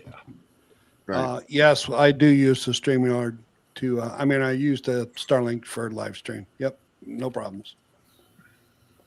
So yeah, it's that's one of the things that I like about having multiple vendors that have the same equipment that I can represent is I have different options for people. And I have an engineering background of sorts. I've been in this industry for long enough that I know what's going to break. I know what to watch for. I know what's not a good idea or what might be a good idea. And we try to do a little bit of all of that. And, it works out. I don't know how many people I've talked to and, we've steered them somewhere completely different. They didn't buy from me, but they're still friends, or they'll email me back 3 or 4 months later and say, hey, I'm so glad that I got to meet you. This machine's working great. That means more to me than a check in my pocket or another machine because I sold and I need to get a commission. I want somebody to get what they need because we all work too hard for our money. Yep. I've got a family member that bought one of these high volume firewood processors. Yep. He thought he was going to get in the firewood business, and he's one of these guys that's into a lot of different things anyway. He said, I bought one. I wish I'd have bought 3. He rents that thing out at a week at a time. Yep. He said, I need 3 of them to keep people happy with wanting to rent it. Yeah, we started renting the Cord King out up here, so I'm the only rental center in Maine for Cord King. And fall season, when everybody's doing their firewood, get a lot of homeowners. They'll take it for a weekend, do their year's firewood in a weekend and be done with it. It gives them a chance to play with a machine. Plus, it's a little easier on their back and a little faster. So, Well, he said he'll have 2 or 3 families go together and rent it for several days. Yep. They'll go here a split, here a split, here a split. They'll split everybody's winter worth of wood in 3 or 4 days and bring it back, and they are tickled to death. yeah. Yep. Oh, yeah. Yep. Same thing up here. I didn't know if the rental thing would be something that would work or not. And I was really surprised with how quick it took off. So I think it'll end up being something good for them. I don't need a firewood processor. I'm not in the firewood business. But if there's one available and I can split, we don't burn that much wood compared to you guys, but we're splitting, a lot of cords, and I can do it for a few $100 rental. Why not? Yep.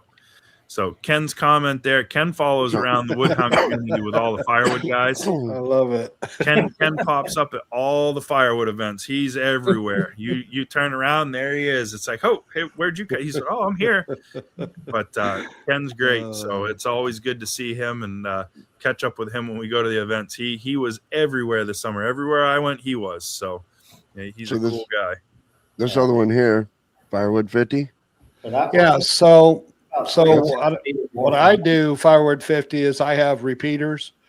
I run my Starlink into a router, and then I have externals that I hook to my router, and they're just repeaters, and it goes all the way out to my my sawmill, which is 200 yards out. So I would think that you could probably do 300 feet, no problem. So I did the satellite Starlink, so I'll be able to have internet no matter where I go.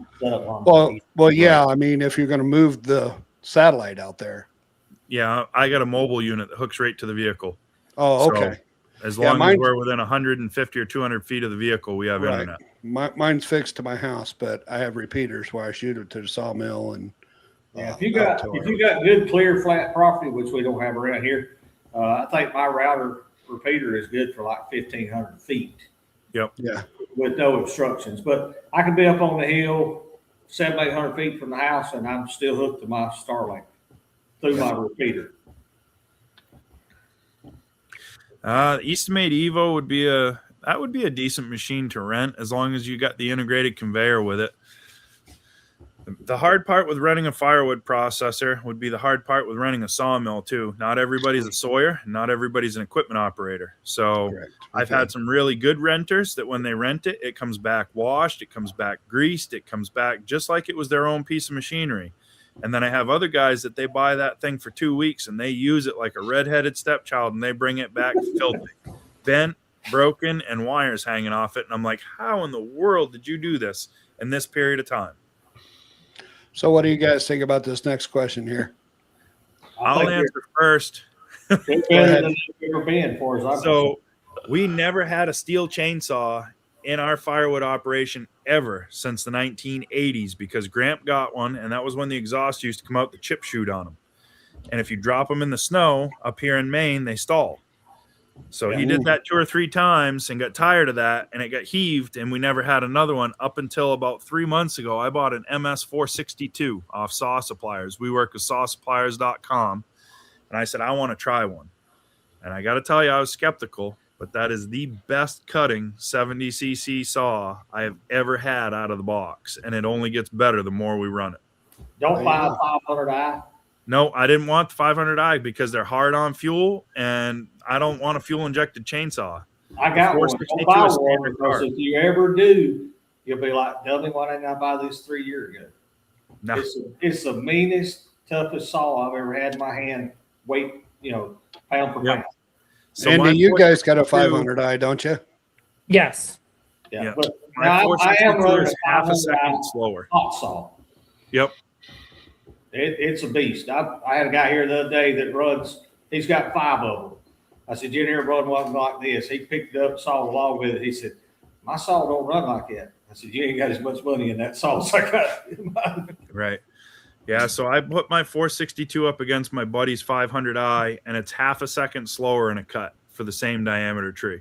Yeah. And I wanted a carbureted saw that I can work on if I'm having issues. I like to play with my saws. I know how to adjust them. I want to adjust it when it needs to be adjusted. I'm just the opposite. I want to go over there, bash the bubble, crank it, and go to work. I got a good buddy that's a saw mechanic that I bought it from. If it don't work, he's going to be home. Yeah, so Ken just asked a question about what we talked about a minute ago. Do you have any damage or misuse with rentals? Oh, yeah. I had a guy that took the Cord King for a month, and I spent at least 1 full day a week for the month that he had running back and forth to fix problems with the machines and stuff like that. So it's definitely can be a buyer beware type thing. You got to look at who you're renting to. Josh and Janice, they're moderators on my channel. They just put our discount code for Saw Suppliers. So if you're looking for a Husky, Echo, or Steel chainsaw, 10% off and free shipping. Just put Willie 10 in the discount code, and Saw Supplier will take great care of you. They're a husband and wife couple that opened up a saw shop out of a 1-car garage, and now they have an old Walmart building that they've Wow. turned into a storefront, and they sell anything and everything that you could get in an outdoor power sports store. And if you don't see it, call and ask him, and he'll get it for you. Wow. So they do a fantastic job. There's Michael Wilson right there. Mike, Wilson's You didn't buy Forestry. a 500 either. Yep. Bought 400. He's out there in California. Got the Starlink. So we were talking about chainsaws a minute ago. Gramps' favorite chainsaw is a 359 Husqvarna. He's had bunches of them. And I got him one built by Aaron Lynch. Aaron Lynch builds some really nasty ported saws.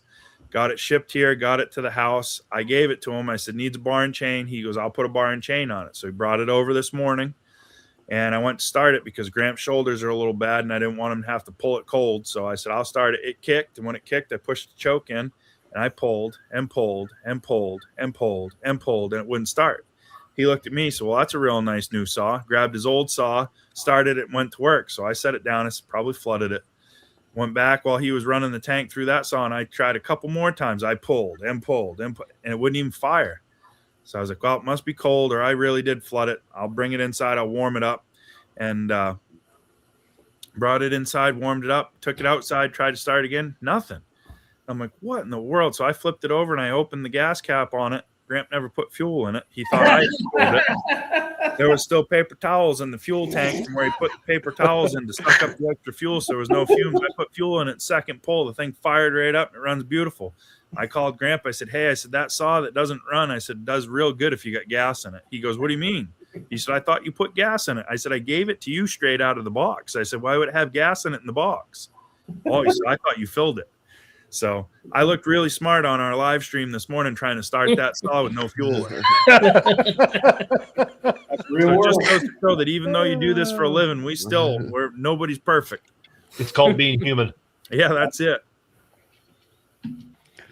You said people like the live stuff, right? Yep. Yeah, that's it right there. I mean, that was as live as it was going to get because you couldn't hide that it wasn't starting. So see you, Josh and Janice. I'll see you guys tomorrow night on our live stream.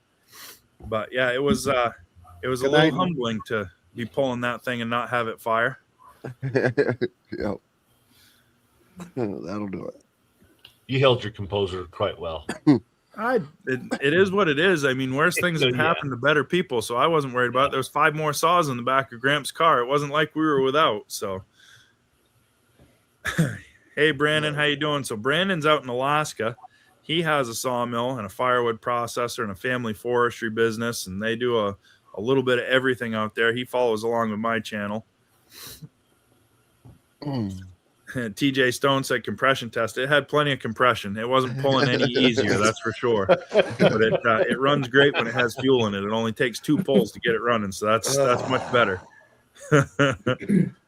Well, I saw something on Still the other day, and I didn't know it was true, but if you take off the cover off the air cleaner, they have a tab in there that says summer or winter. Yep. I did not know that. Yep. The Echo saws are the same way. Yeah, I was just amazed. So I turned mine around to winter, and I'm like, holy crap, that starts easier. Well, what it is it's warming your carburetor. So it uses the exhaust to warm your carburetor so you don't get cold fuel all the time. It helps them to run a little more efficient. I was not aware of that until I saw that, and I'm like, wow. Okay. You need to switch it back in the summer and all, Tim. Yeah. That's only for a day.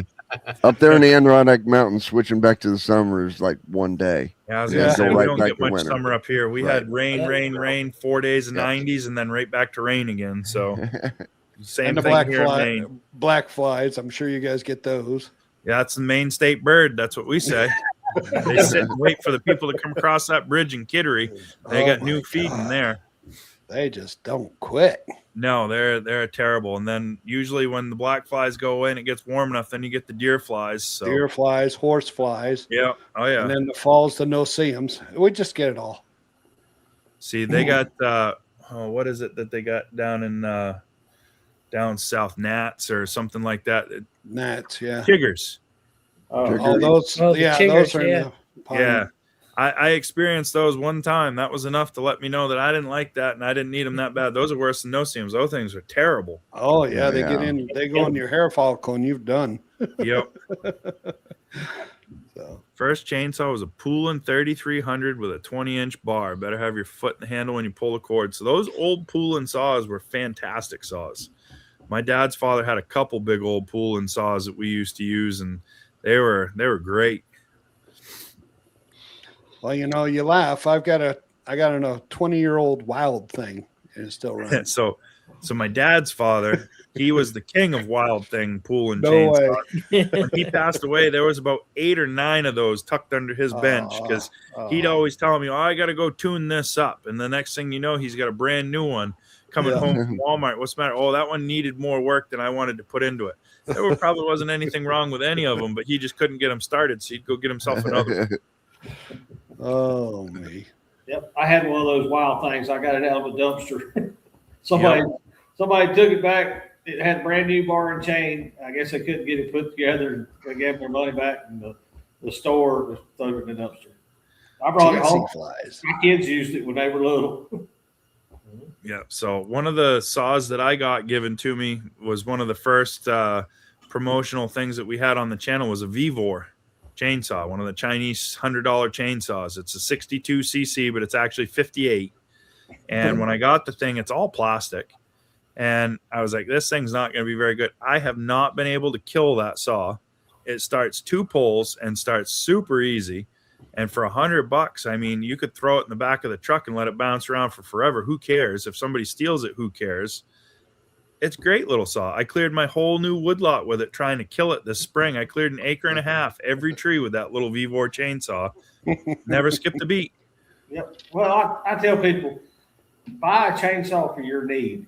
The chainsaw I need here at the sawmill is not the chainsaw a homeowner needs to saw firewood a couple times a year. Right.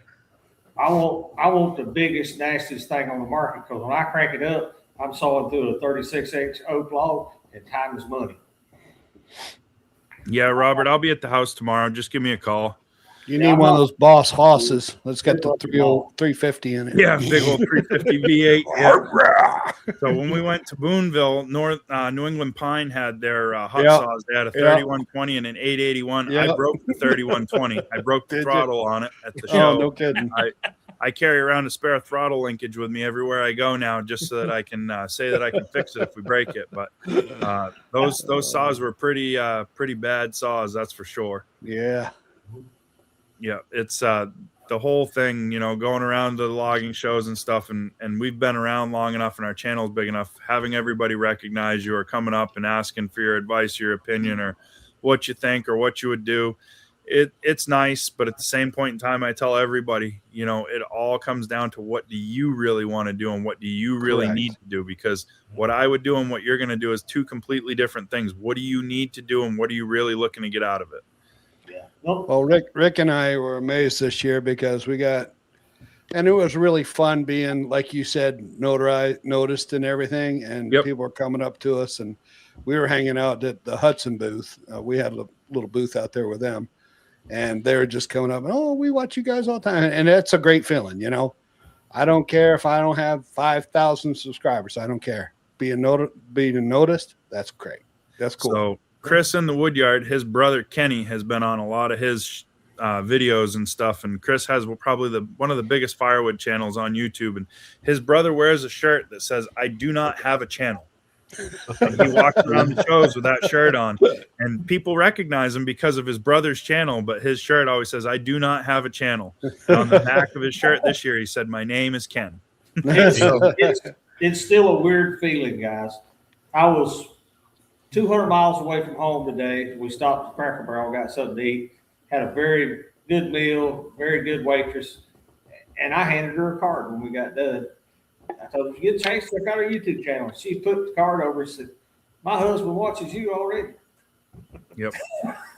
Yeah, we went out to breakfast at a local place, a half hour from the house or whatever, and when we were having breakfast, the waitress comes over and she goes, "I know this is going to sound really strange, but one of the waiters out back, his dad watches your YouTube channel all the time. Would you sign an autograph for him?" And I'm like, "What?" I'm like, "Yeah, I guess so." I signed it. My wife got a kick out of it. She was taking a video of me while I was signing the autograph. She goes, "What are you doing?" I said, "Signing an autograph." She goes, "We can't take you anywhere." I said, I don't know. It's, it's weird.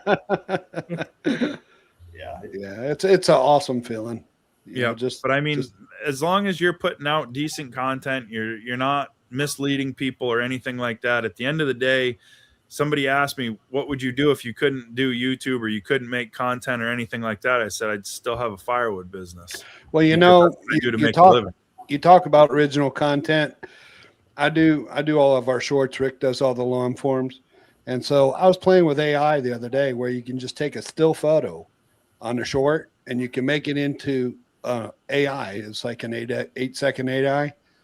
And so I did a couple like trout with Rick and I holding a trout. People got so mad. Don't start that crap. Don't do that. Stay original. You guys have been original. Don't do that. And I'm like going, wow, it's just two little shorts. But well, that was no different than me trying to put music over the chainsaw on some of our long form videos, and they came out with pitchforks and torches ready to burn us down. I got to listen to the saws every day, so I was like, maybe somebody would like some nice music over this or whatever. And it wasn't odd or strange music. It was normal. And man, oh man, they did not like that. Take that music down. Don't do that. And I was like, all right, fine. Listen to the chainsaws. I don't care. Well, wasn't there a chainsaw song at one point? Somebody Yep, there is. Yeah, there's a couple of them. Yep, like Jackal. Yeah, Jackal. That's it. Yep. Yeah, so that I think I did that in a couple of shorts too, and people didn't like that. We want to hear the real saw. So my buddy, I was telling you, does the firewood business. He posted a short last week. One of my log suppliers come in here and asked me about if I wanted some firewood. I said, no, I don't need none of that crap. He showed me a picture of his big 5-foot round oak tree, yard tree. I said, I got a guy down here who does firewood. I don't want to be in the middle of it. Here's his phone number. You call him. You deal with it. And he sent me a video when he dropped that thing off. It was a monster. And he pushed them 2 big butt cuts up in a pile and stacked a lot of rotten wood he had around it and just burned it. And he did a YouTube short on it. Got 500,000 views.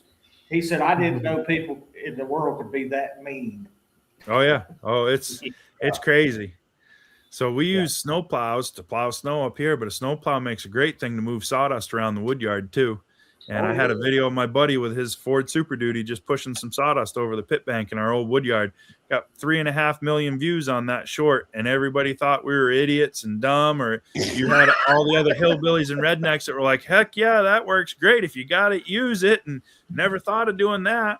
But I mean, half the comments, people were tearing you up, and the other half were congratulating you, or I didn't think of that. That's great. I'm going to try that. Well, John, you remember when Wilson made that ski mountain out of the sawdust? Yep. Wilson did that. Wilson's Forest Land skis down the Sawdust Hill every year. Yep. Or used to. He doesn't even sawmill anymore, hardly. He's on the forest. Doesn't? He's on the forest a lot. Oh. Yeah, it's the whole social media thing, it's hard because people want to feel included, but at the same point in time, you got to have a life too. And, sometimes people don't realize that you've got other things you've got to do other than make videos for them or shorts for them or whatever. And, it can be pressure for us if we're trying to keep everybody happy and want to stay relevant. But I always tell everybody family comes first, and we're going to do what we need to do. And if you don't see us for a while, then, that's okay. We'll still be here. We're not going anywhere. I'll let you know if somebody's dead or gone or something happens. Right. But sometimes we get busy and we got to do stuff. I tell people all the time, they ask me about YouTube. I said, one of the secrets of YouTube is be you. If people like who you are naturally, it's not hard for you to be you. Right. Don't be fake. And if people don't like who you are, don't worry about it. Just be you, be natural, be real, and go on with life. I'm not putting on airs for anybody. It's just, this is me, this is Matthew, and we're at work. Yeah, so Bill Saflarski in the comments, the next comment coming up, he YouTube did an AI voiceover for me one time, and I didn't click on anything, didn't do anything, but it came up with the weirdest voiceover AI voice and just odd. And everybody, they're like, what's good? Do you know what happened to your video? What's going on? Well, when I played the video on my end, it was me.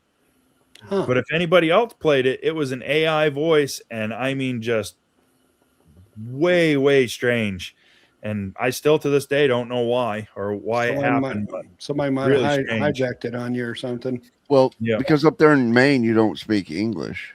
So Well, Chad I don't have the Maine accent, so I can You do the do, Maine a little accent, bit. but I don't have the Maine accent. We're not going to park the car in the dooryard and go run off Right. for the timber, but we can do it if mother says we need to. In the Right. timber.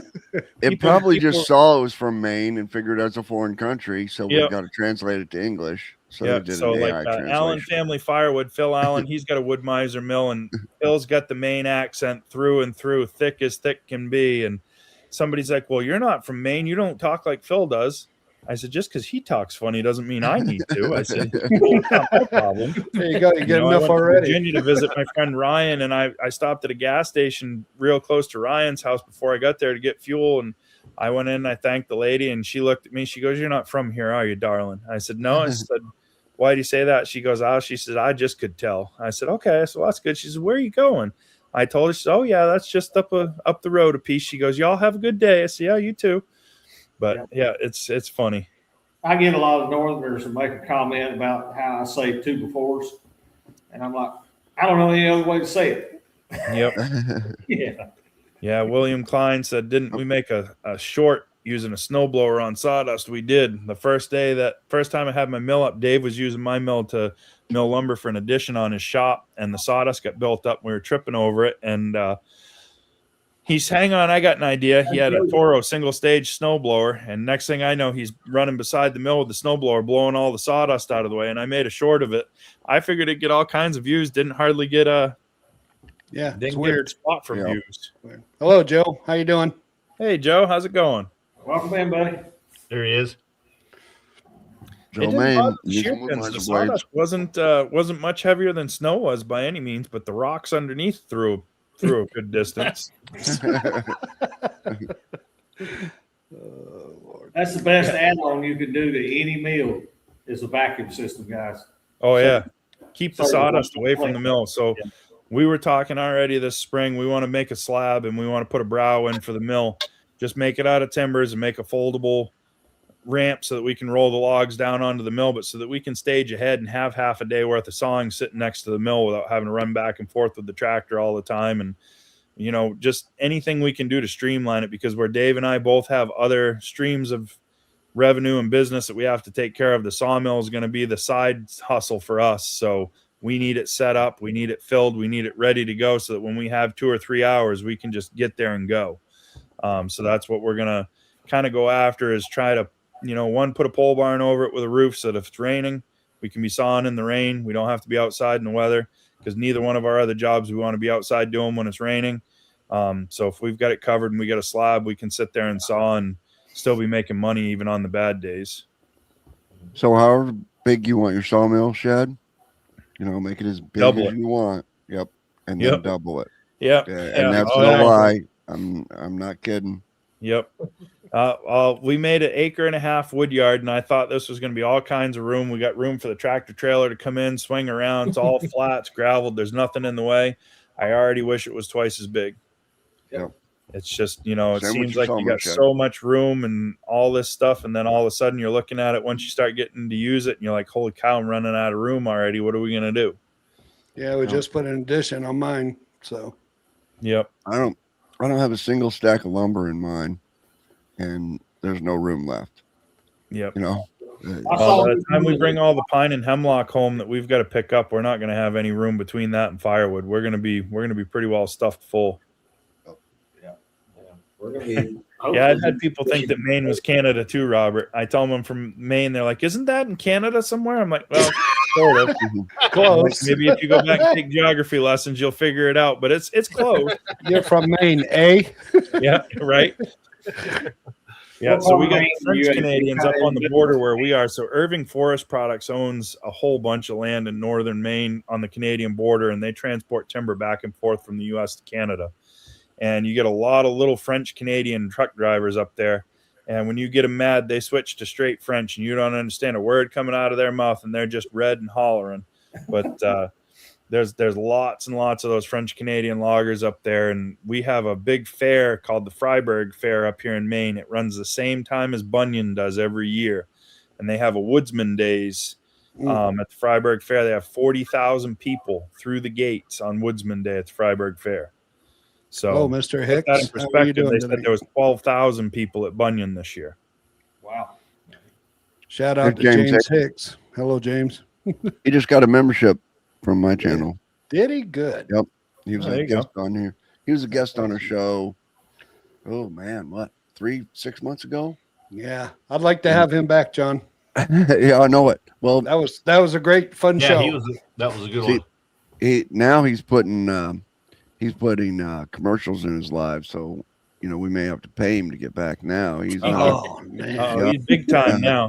I'm starting to not watch his lives because he's putting all these damn commercials in there. Straighten him out, John. I'm trying to straighten him out, but he keeps I don't know, he's fighting me. But I'm on him.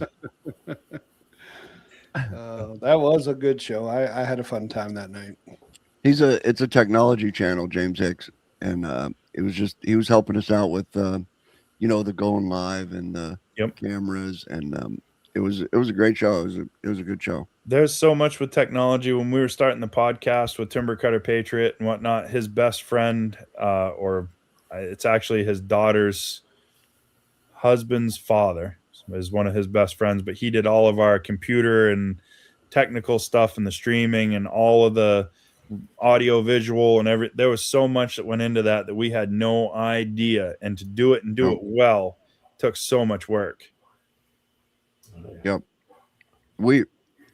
That's why We were trying to get a guy on here every month to do like a 15-minute, John Chapman, to do like a 15-minute, just a little tech thing. 15-minute tech thing, give me what this microphone does, what this camera does, what this, just anything.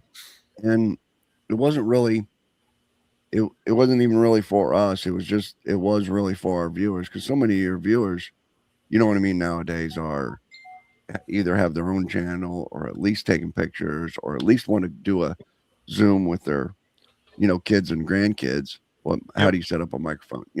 So there's so much technology that we figured that would work. But I usually go see my kids and have my kids help me with it. They usually know quicker than I do.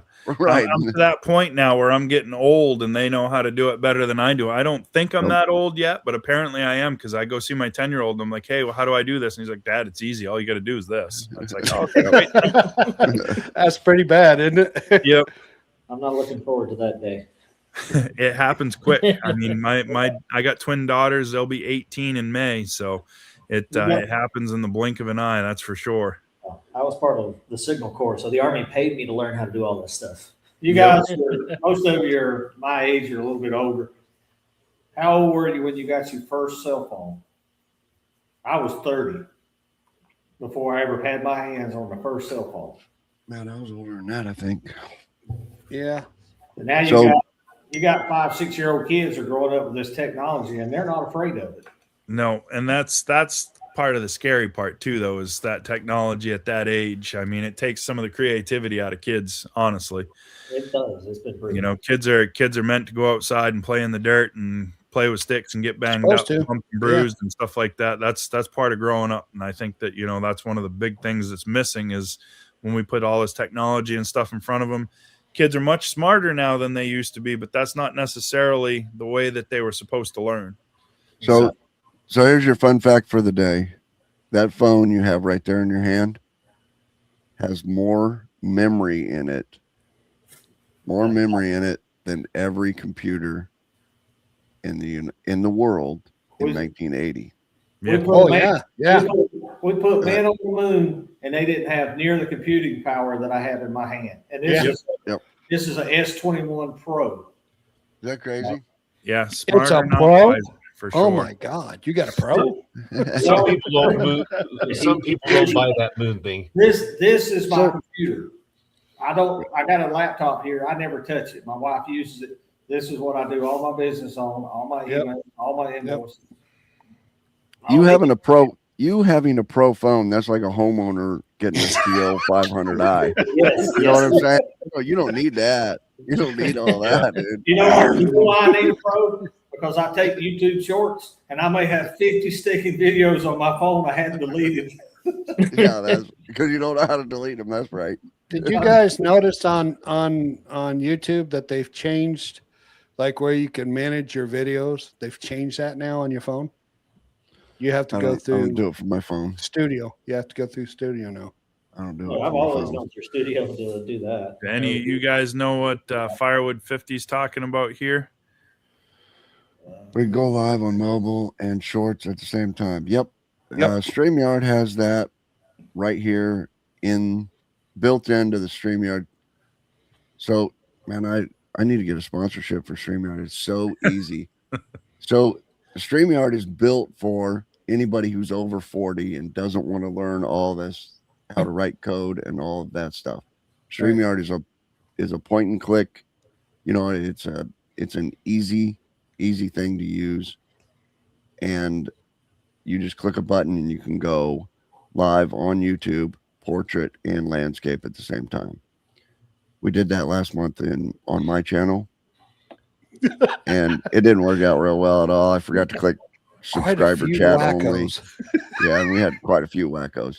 So this month was Two Brothers Outdoors starting to do it, and they went live on their YouTube and Facebook.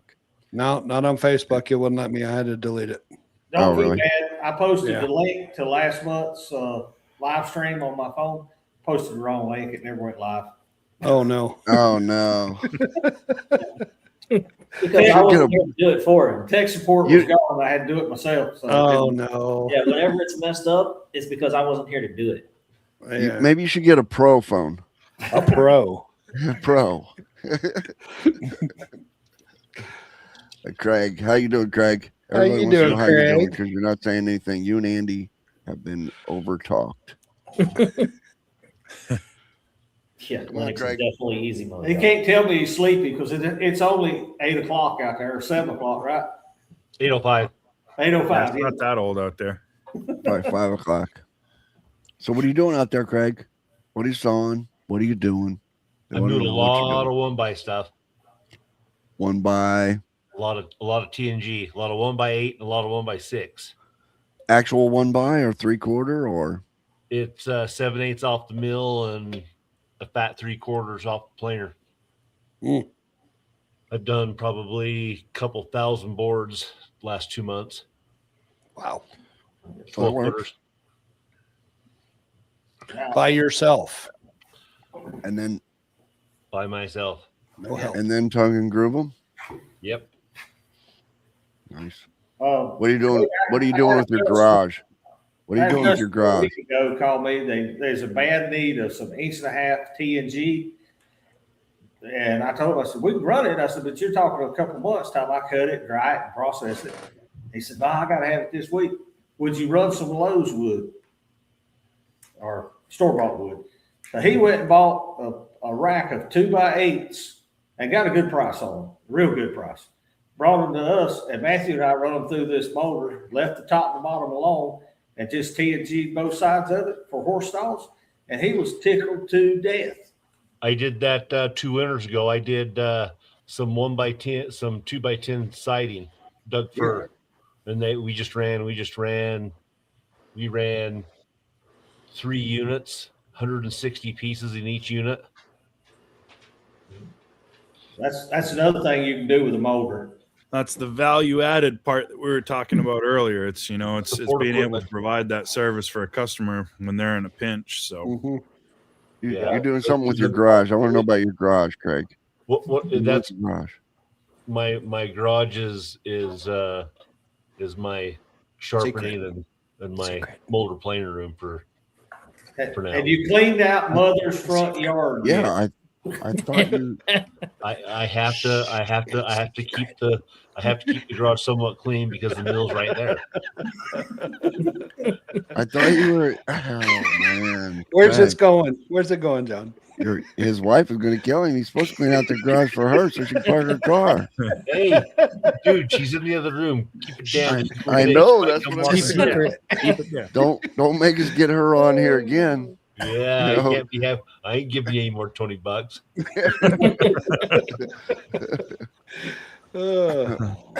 Andy, come on, Andy. What are you doing? What are we doing? We Yep. haven't done squat. We're taking it easy this year with the cold weather. About all we've been doing is shopping for an RV so we can start going south in the wintertime. So Shopping for an RV. Well, don't stop in North Carolina. Keep going till you get to Florida. Go we've visit been Neil. looking at Tennessee, Eric. Is that not Is far that some of enough? that southern hospitality? Y'all get on out of here. Oh, we keep getting the halfbackers. I was in They come from Tennessee. y'all and go to Florida and move about halfway back. I was in Tennessee today, and the river was froze over. Okay, you're not going far enough No south. way. Yeah. That's You can still warmer than here. You can stop by south of the border, Senor. I tell people all the time. I said I understand moving out of the cold, but I would not stop until it didn't get cold no more. Miami was not far enough south. I would have to go a little bit more. I was looking at Florida the other day. And I was appalled at aerial views of Florida. There's no countryside there anymore. It's totally developed. Oh yeah. Absolutely. Oh, I'd go nuts. unless you go like north central Florida, that's about the only spot left. Yeah, the Panhandle was about it. Moving in, the whole state's just. My daughter lives down in Melbourne, and we've been going for what 10 years. 10 years or more, traveling back down there, and every time we go, it's just boom, bigger. To go back next year, boom, bigger. I had no idea it was that developed. It really surprised me. Yeah. 8 degrees in northern Missouri. That's cold for Missouri right there. Yeah, it is. Oh, I thought he was talking year- about the degree of his bandsaw blade. So that would be 8 degrees in northern Missouri. Yeah, last year I went to North Carolina to show off the new log splitter when we got our new Allwood to a couple of potential customers. And when I got down there, they were calling for snow. And one of the guys that I stopped and saw, he goes, listen, he goes, if you want to get out of here, he goes, you better go. I said, what do you mean? He said, well, we're getting like 2 or 3 inches of snow. I was like, yeah, okay. I said, what's the deal? He goes, they'll shut the roads down. He goes, you won't be able to go nowhere. And I said, what? I said, for 2 or 3 inches of snow? He goes, oh yeah, they'll shut everything right down. He said, you got to get going. He was like shooing me out to get me on the road to go. And I'm like, it made sense because on the way I came down through and they rerouted me in West Virginia for snow and traffic. And I had to go a back way. And when I got there, there's 2 sheriffs sitting here at the pass coming into the mountains. And they stopped me and they said, what are you doing? I said, I'm trying to get to North Carolina. And he goes, where are you from, boy? I said, I'm from Maine. He goes, what are you doing all the way down here? I said, I went and got this log splitter. I said, I'm going to North Carolina to show some guys. He's like, all right, well, hell, he goes, here's what I'm going to tell you. He goes, you know how to drive in this snow. He goes, these idiots down here don't. Nope. He goes, so if you see headlights, he goes, get over and get out of the way. And I'm thinking, what is he talking? There was like this much snow on the road. I'm like, okay, fine. I said, good. He goes, all right, go on. He says, you're good. I got driving. It looked like the apocalypse. There was cars and trucks off everywhere. Yep. I was like, what in the world is going on? Yep. The biggest difference down here, how many buddies of yours have a truck with a snowplow? All of them. Just everybody.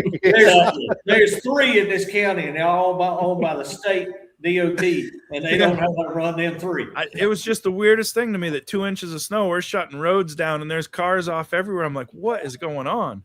Oh, they ain't got no sense. They won't slow down. Shoot. Go to Georgia, half an inch, and they got the entire state shut down. I get 2 inches of frost here. Yeah. We get some cold here, and you get we call it hoarfrost in the ground. It drives the frost. It looks like icicles sticking up sideways from the ground and crunch under your feet. Yeah. No, we get the Russ, I was watching your build on your giant firewood rack or for your sales rack. Your shop is heated. How do you heat your shop? Oh, I got ragged for that too. That's not my shop. That's my buddy Dave's shop. Pellet stove. So guys in the background saw that pellet stove and they go, a firewood guy with a pellet stove? What's going on? I said, it's not my shop, guys. I said, they said, but it's your friend, isn't it? I said, it doesn't matter. I said, it's not my shop. I told David, I said, you got to put a friggin' wood stove in. He goes, why? I said, because they're bitching at me because you got a pellet stove in the background. I said, it's not my shop. But yeah, they got all over me because there was a pellet stove in the background. I said, hey, the pellet stove's running there. We're drying the mill off, getting ready to go. and getting it thawed out to service it. And they're like, pellet stove? What kind of firewood guy runs a pellet stove? And I'm like, it's not my job. Hey, they're little mini logs. Yeah, they're just little teeny ones. So after that, David and I got talking about it. He goes, well, I got the tractor. We got all kinds of sawdust. He goes, we ought to try to make some pellets. So somebody commented on one of my Facebook shorts about the pellet stove. And I said, that's fine. I said, you can follow along. We'll show you some more interesting ways to waste your money. I said, we're thinking about making pellets. I said, if it doesn't work, I said, you can buy a setup and not have it work too. I said, we can waste money together. The guy's like, well, that's not very funny. I said, neither was picking on me for a pellet stove. I said, but you're commenting. As long as people are willing to keep it fun and light, I don't mind. But if you're going to curse and swear and stuff like that on the channel, I just block you and you're gone. But as long as everybody's in good fun, I'm okay with it. Yeah. If you don't have a thick skin, don't get on YouTube. Oh, yeah. Now, TikTok is the worst. If you really want to find out what's wrong with you, start posting on TikTok. That's like the Wild West. The comments that come out of there, my God. Yeah, don't get rude and nasty, because it's my channel, and I got that button that says delete. Yep. And I can't do that, but I'm not going to let the good people that watch my channel have to read that garbage. No, and I'm not a little guy by any means. I'm about 300 pounds, and I get all these comments. You look like you're one cheeseburger away from a heart attack, or you need to swing that axe a little more. So I had a guy today. He got on my live, and he was saying, hey, he goes, you need to swing that axe a little more and put that log splitter away. I told him, I said, listen, I said, anytime you want to come up to the yard, I said, you grab an axe and I'll grab an axe. I said, the first man to stop swinging loses. I said, I guarantee it won't be me. I'll kill myself before I lose. That's great. I'm gonna have to remember that. One cheeseburger from a heart attack. Yeah, I love that. Yeah, it's wild. I mean, it's crazy. And then we go to the shows, we go to some of these charity events and stuff like that, and I always bring a Fisker's axe with me. I love to swing by hand. Yeah. And a few people actually see me swinging and they're like, holy cow, you're serious. I was like, I like to swing an axe. I said, I don't give up and I don't stop. Ryan Willick, my friend in Virginia, he had a reel of me that went viral of a piece of red oak. It had a knot in it, and the axe was just bouncing. And I was swinging. I was hitting the same spot every single time, and it wouldn't go. So I flipped it over, and of course, when I flip it over and I go to swing once, that one swing split it open. He stopped the video right where I flipped it over. Everybody was watching that video. Oh, another retard with an axe, doesn't know what he's doing. Look at him swing. Somebody should tell him that he's not going to split that by hand. Somebody should tell him they make a log splitter. I mean, it was the comments. Ryan was laughing until he had tears running out of his eyes. He goes, man, I think I got a few more pieces over there for you to go split. He said, let me go see if I can find them and I'll roll them over. I said, frick you. Let me tell you, if you got some good straight grain wood and a man big enough to swing a Go Devil, he'll outbust a wood splitter as long as he's man enough. Oh, yeah. Especially up here when the wood's froze. When the wood is frozen, it doesn't even matter if it's yellow birch with twisted grain or anything. It pops open so easy and so fast. When I first got into business, I had a guy working for me. His name was Alex. And if you stood the rounds up and laid them out for him, he could split a cord of wood in a third of the time that it would take with the log splitter. So I'd stand him up and he'd just start swinging, and he'd keep swinging. He'd keep swinging. He'd keep swinging. I'd stand him up. They needed to be resplit, and he didn't stop. When the cord was done, we threw it on the truck and we left. Yeah. I love swinging by hand. Speaking of rude comments, right here, this one, Wilson's Forest Land says it was 60 here in the mountains in Southern Oregon today. 60. I had 6. Does that count? Rude. How rude. How rude. Come on, Michael. I don't know whose channel he's watching, but somebody please block that dude. That is rude. Michael. I hate to tell you, last week, Monday, it was 70. Yeah, I know.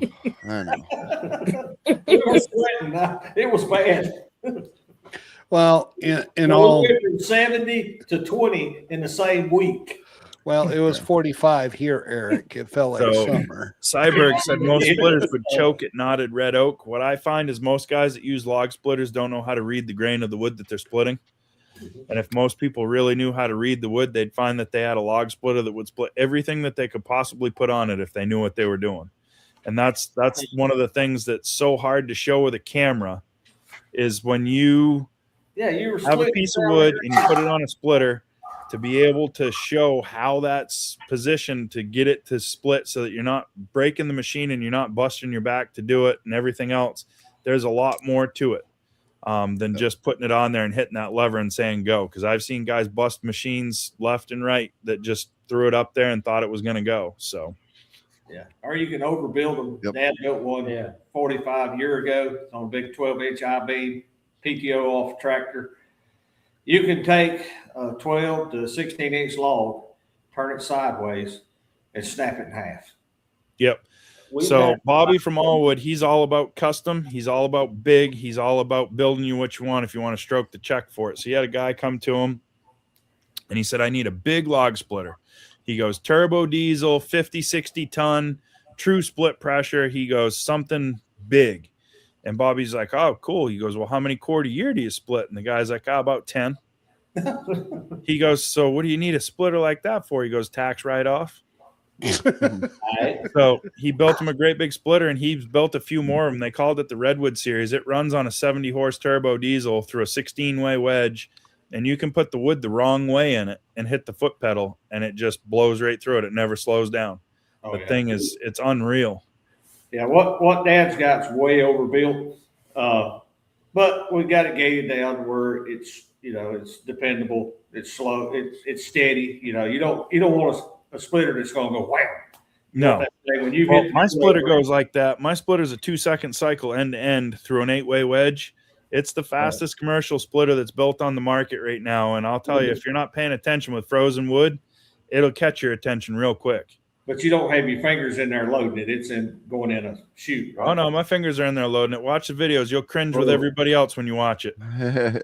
They're right there. You got to get that wood in that trough. It's not going to load itself. So, but, that's one of the things. We went live today, and we did a cord of wood just with the 4-way wedge, resplits, and however it came off. We did a cord of wood in about 30 minutes. Yeah. And that was just two of us just kind of fooling around, not pushing hard. But you don't run that on a day that you're not feeling good. No, you don't. And it's got a cup holder. That cup holder is not for beer on that splitter. I can guarantee you, because a couple beers and you're going to be missing a hand or some digits or something. Yeah. That's the way I look at splitting wood with pop splitter. If you're having a bad day, go mow some grass. Yep. Come back when your faculties are all good and you're calm, because you got to be 100% focused, putting the wood in there, fingers out of the way. The guy that's running the handle, his job is to run the handle and do nothing else, Yep. Because bad things happen quickly, Show your finger there. So that was the other thing I wanted to tell you. How do you sell your firewood? By the cord, by the truckload, so we sell it by state of Maine law. It has to be sold in cord increments, no matter which way you break it up. Yep. Okay. And I actually got in trouble with my roadside firewood racks because it wasn't labeled in cord increments. So if I call it campwood instead of firewood, I don't have to sell it in cord increments anymore. I can sell it in whatever increment I want. How stupid is that? Yep. So our wood beside the roads is campwood, even though it's all hardwood and it's firewood. It's campwood. So we can just put $5 bin, $50 bin, whatever. But as a general rule, all of our wood's sold by the cord. Our dump trailer holds 1.5 cords, and it's state measured and legal. So state of Maine says 180 cubic feet is a loose thrown cord. So as long as you know what the dimensions of your trailer, your vessel are, you can figure out what a cord of wood is, and you don't have to stack it in the trailer. That's one thing.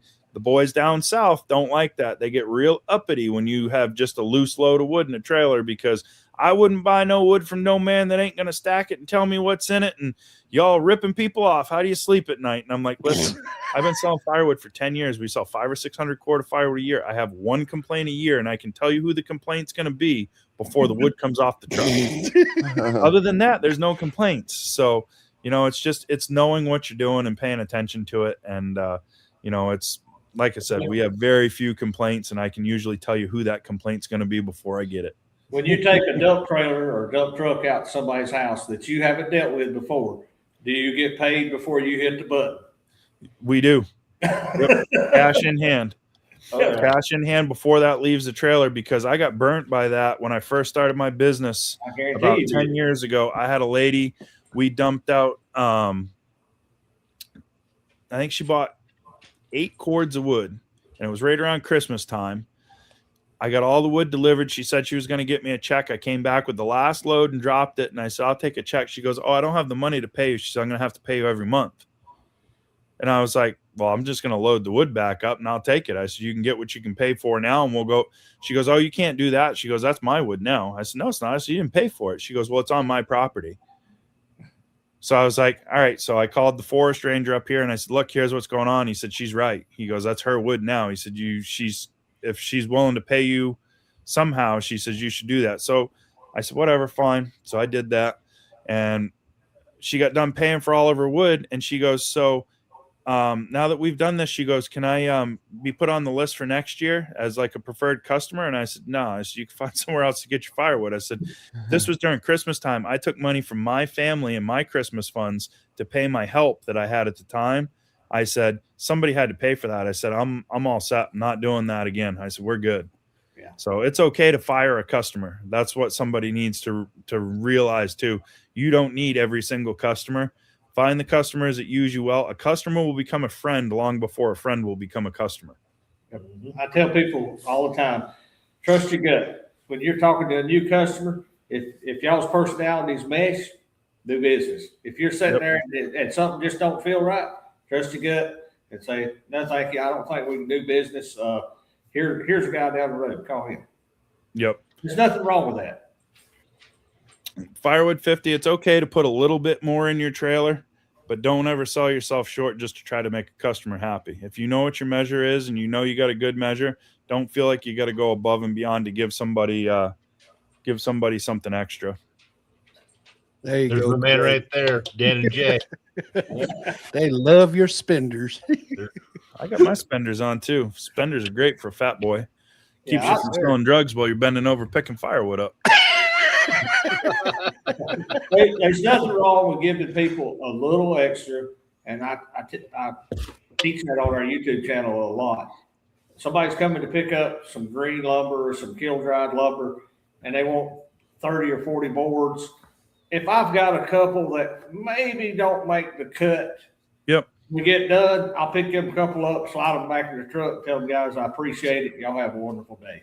So while we're talking about that, I'll let you know something that happened with firewood a while back. We used to put all the little slivers in with the firewood. So when you're splitting the pieces that are smaller that would be kindling or whatever, we used to put it in the load and send it. Kindling wood. And I had people that would complain. So I had enough people complain. I said, you know what? I said, we'll pick it out as we're going. We started picking it out and we just sent clean wood. Then I'd have people complain because they didn't get any kindling. And I'm like, all right. So I was like, you know what? I was like, I'm selling kindling roadside now. And our roadside racks, I sell kindling just about as fast as I can make it. So I said, all right. I said, we're just selling clean firewood. We pick it all out. So I'd tell them, no, we don't do that anymore. And they'd say, oh, well, do you sell kindling? So yeah, we sell kindling. Oh, great. I'll take 3 or 4 bags or 5 bags, whatever it is. And I'm like, you could have got it for free if you weren't complaining before, but now you complained and now you're paying for it. So it's crazy. You get anything, we call it the South fat, lighter wood. Yep. It's Fat pine wood. stumps that they brought it down to just the pine rosin. That's all that's left. Yep. Yeah, we don't get fat wood up here. We get a lot of cedar. So we use a lot of cedar for kindling up here.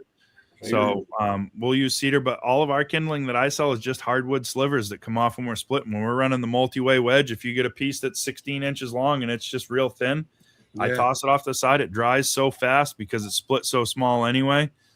We just, as quick as we get it, we sell it.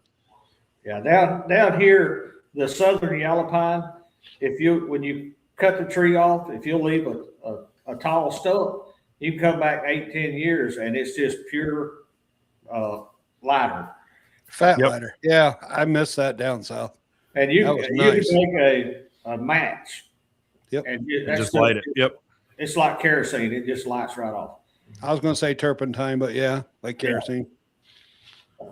But it only comes from our southern yellow pine. The Virginia pines, forest pines, they just rot. They never turn into lighter.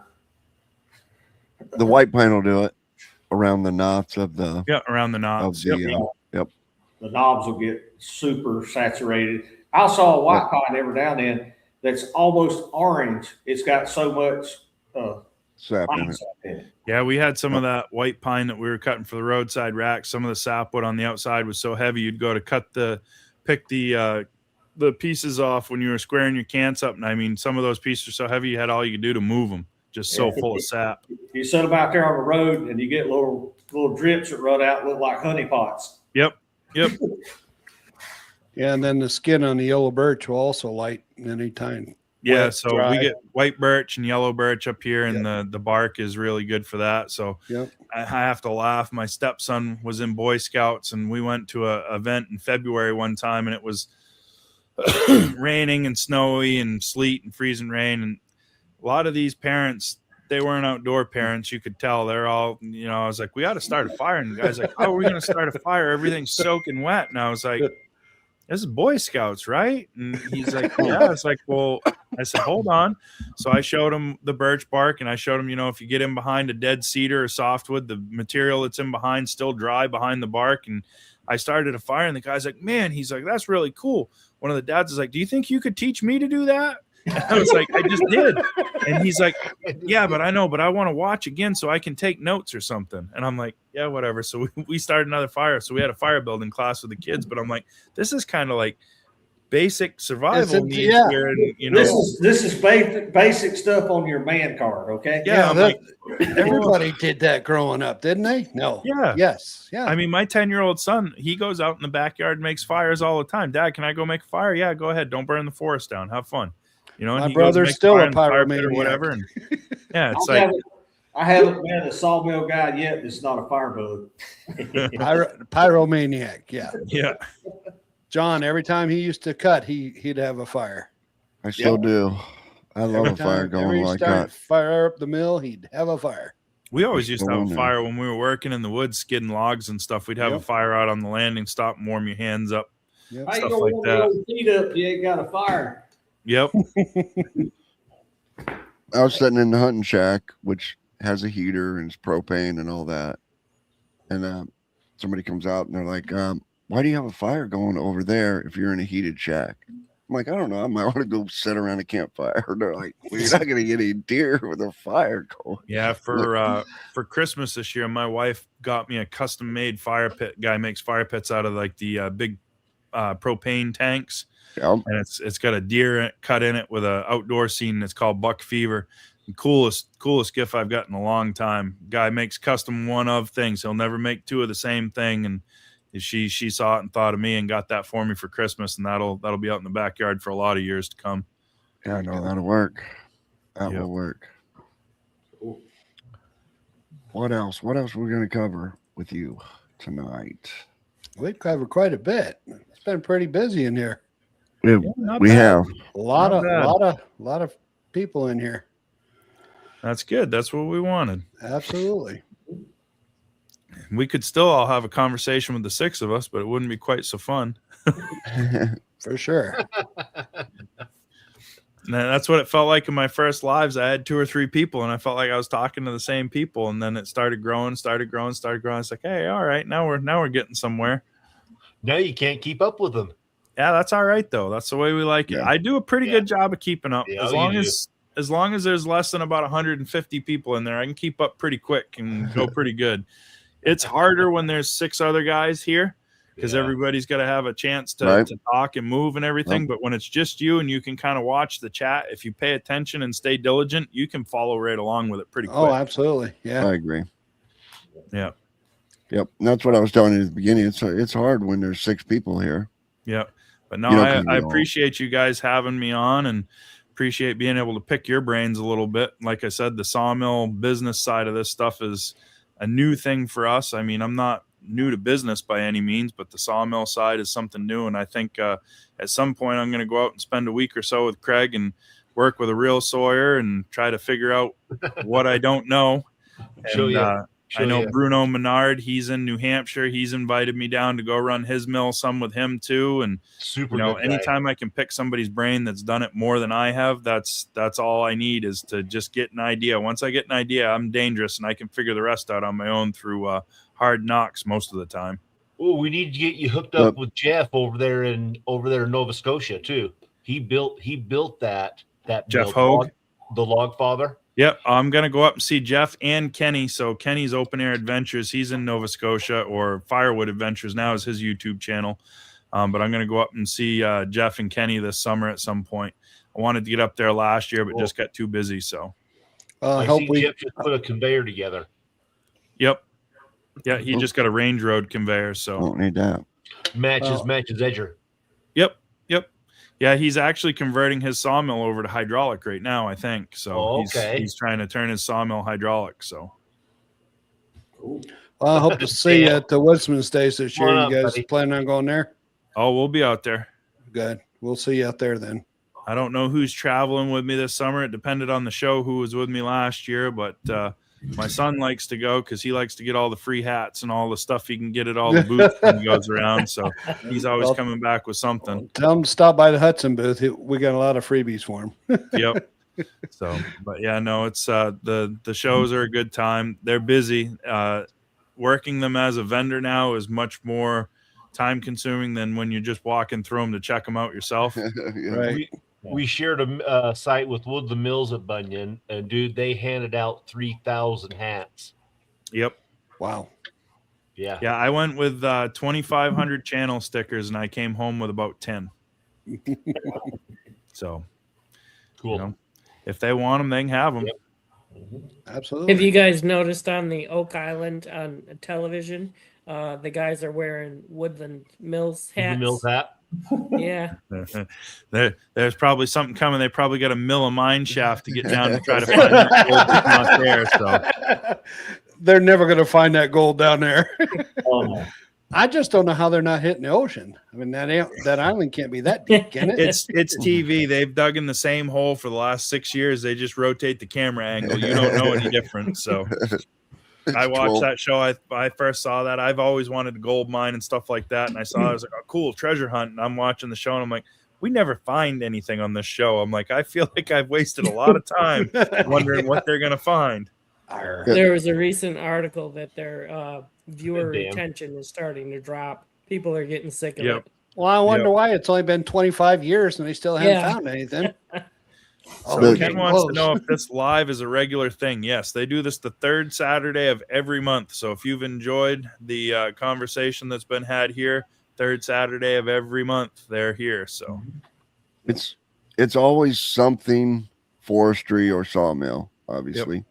But yeah, so You know, William sawdust- Pine's asking about Jeff Hoag's mini splitter. Jeff got one of the Range Road kindling splitters. So that's what he's talking about. Those Range Road kindling splitters are pretty cool. They're made just for kindling. I think it's got to be 10-inch or shorter wood to put in them. It's got a little box wedge, so it just spits out kindling. So like for Jeff and I, all the offcuts that come from your firewood, you can take all those short ends and turn them into kindling, and they dry quick because they're small, short splits. So that's what we used to sell to restaurants, the shorter stuff for the Yep. smokers. yeah, the smoker chunks and stuff, you can get away with that. Yeah, I was thinking about you today when we went in Cracker Barrel, walked by there, and they got the big old open hearth and they had a fire burning. I said, somebody like Russ is selling them firewood. They're getting it from Yeah, some. so Alan TKP, he had like 6 or 7 Cracker Barrels that they used to do down in his area in Indiana, and a couple of barbecue restaurants. Cracker Barrel, they burn wood from like, I want to say he said October to April. So they try to keep a fire going in the dining room during all that time. So That's what I tell people all the time. If you want to be self-employed, find a So- need that you like and fill it. Find a need and fill it. yep. So during the summertime, Russ, what do you guys do? Summertime's prime time for firewood for us. People are Is getting it? ready for the next fall. So if they can get their firewood before July 4th, they're usually okay to have it dry enough to burn in the fall, as long as there's not a lot of oak in it up here. So if they're getting their wood early, we try to get most people to get their wood early. Doesn't always happen that way. And then it will slow down from July 4th to Labor Day. Everybody's vacationing and enjoying the summer weather and forgetting about the cold winter that's coming. And then from Labor Day on, when the kids go back to school, they realize, oh man, we didn't fill the woodshed. We're running behind. We need wood. So then they start calling, and from Labor Day to Halloween, it's just flat out. Bunyan is the hardest show for me to take off and go attend because it's during my busiest time of the year, but we always try to block some time off. We enjoyed it the first year, so this year we made sure we blocked the time for it. But when we get busy, we do 20 to 25 full cord a week during our busy season with FireWood. Wow. So it moves fast, and people, when they first started watching our video, I've had people come to our wood yard that was at our original house, and the wood yard was only 50 feet wide by 125 feet long. I could fit 4 triaxle loads of logs in a line down the yard, and we'd start at one end of the yard and work back and then go the other way. And we just went back and forth like a typewriter through the yard. And I've had people stop. I cannot believe you guys did that amount of wood in this yard. It looked bigger on camera. I said, everything looks bigger on camera. So is it all green or is it dried or? It's 90% of our wood we sell green. The only dry wood that I sell is restaurant wood. Okay. Everything else is sold green. I was going to say, it'd be up here quite we've a got people process to have trained. it. That's one of the things that people rip me for all the time online is selling green firewood, because down south they say, oh, you sell a man green firewood, he's going to come after you, and how do you sleep at night? You're robbing people. We had a local newspaper do an article on us with our YouTube channel, and I was telling her about everybody down south complaining about us selling green firewood. She goes, I thought that's what everybody bought was green firewood. I said, thank you. I said, well, that's what we do up here. I said, but apparently when you get out of Maine, that's not a thing anymore. No, So people down here, they wait to the last minute and they want somebody to have 10 cords of dry oak, 2 years old. yeah, well, I tell everybody I'm not a bank. If you think about what tree length costs, so it cost me $150 to $180 a cord for pole wood up here. If I got to sit on 1,000 cord of wood, it's $180,000. I'm not sitting on $200,000 worth of wood for anybody. Ooh. I don't even sit on it for myself. Most of the time I burn green ash in my wood stove. Yeah. Yeah, but would you set on it for another $300,000 No, in addition because to? you're not going to get $300,000 you know what I mean? out of it. And with firewood, there's no loyalty in firewood with residential customers, because if they can buy it from John for $10 less a cord, they're going to buy it from John. They're going to say the heck with Russ. Yep. Right, but you can't buy it green around here. Yep. You know what I mean? They won't buy it green around here. That's what they say So up I've here got to too. set- And I proved them wrong. It took me 12 years to get there, and I make my living doing it now. So I smile every day when they tell me I can't, because yes, I do. And yes, I will. So do you do like totes or do you just? It's all loose. All So loose? right into a Okay. dump trailer or a dump truck and right to the customer. Gotcha. Yep. Okay. Yep. Because I know around here, a lot of the firewood people here, they do green, but they put them in like totes. IBC totes and stuff like that. Correct. Problem is the Jeff's all- IBC totes Jeff's up all here are like green too, $100 isn't a he? piece. Yeah. Let me ask What's you that, real quick, when you sell it out on the highway, those people are expected to load their own cord into their vehicle, right? Yep. Okay. So that helps a lot. Yep, it does. And you're not paying to deliver and traveling to deliver it. So you get your transportation costs taken out of that. So it works out better. The roadside racks are your best profit margin for sure, because there's less handling and everything else. So How about your delivery? It's a driveway dump. yep, driveway dump. I mean, within reason, if I know it's hard, solid ground, I'll run around the back of a house or something like that and dump. But if I've never been there, if the ground's soft and we've had rain, I'm not putting my 16,000 pound dump trailer and truck out on your lawn to get buried. So, I mean, we use judgment. This time of year, everything's frozen solid. I'll go wherever they want. If there's no snow, we'll go wherever. But it's judgment. And that's one of the reasons why I like to do all the deliveries, because it's only me that I can blame if I do it. When I had employees before, I mean, we had some issues where they'd get stuck or they'd make ruts in somebody's lawn or whatever, and somebody was upset and unhappy. So when I had employees, it was driveway dump only. You dump it on a driveway or a hard surface and off you go. But with me, I'll make the judgment call myself. And if I put myself in a bad spot, it's only me to blame. Yep, I agree. So you have like what, electric hydraulic trailer? Yep. Yeah, I got a 14-foot telescopic dump trailer right now. We had a 16-foot before. The 16-foot's too long for in town. You can't get cranked across the street and into a narrow driveway. So Gotcha. we shortened up and went 14-foot, and that made a pretty good difference. And a trailer is much, much cheaper to maintain than a dump truck is. So I was going to say that's the way to go. yeah. Dump many truck is cords? easier all day long. Don't get me wrong. I'd love to have a dump truck again because it's just so much easier. But a dump trailer is a lot less maintenance. Yeah. How many cords can you get in your dump trailer? 2 if I heap it, and 2 looks a little obscure, especially behind my Toyota Tundra. That was what I had on it today when it decided it didn't want to do it anymore. But 1.5 cords fits real comfortable. And as a rule, most of our customers buy 3 cords. That's usually what their order is. That's the biggest bulk of our orders is 3-cord orders if they're heating with wood for the winter. So 2 trips and they're done and taken care of. So it works out pretty good. Yeah. Well, you're in a good market down here where we're at. Our weather is mild and people have gotten out of the wood burning business. Yeah, up here there's a huge population that heats with wood up here still, especially an older population. They grew up with wood. It's what they've always had. It's what they like. I mean, our house that we have now, our new home, the only heat is wood. It was made with just wood heat when it was built a couple of years ago. We're going to put an outdoor boiler in just so we got a little more flexibility and whatnot. But I mean, we've got a Fisher wood stove that heats the whole house. So Same here. That's what I got, Fisher. Yep. We don't have a overly large house either. It's a small house, and that's all you need. Yep. I like it. I grew up with wood heat. If you grow up with wood heat, a heat pump, forced air is never the same.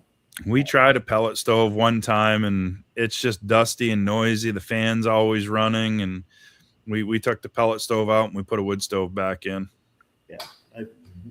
There's something natural about sitting in a house on a cold day with a hot fire, having your living room 80 degrees, and then you go to your bedroom and it's 65 and you sleep good.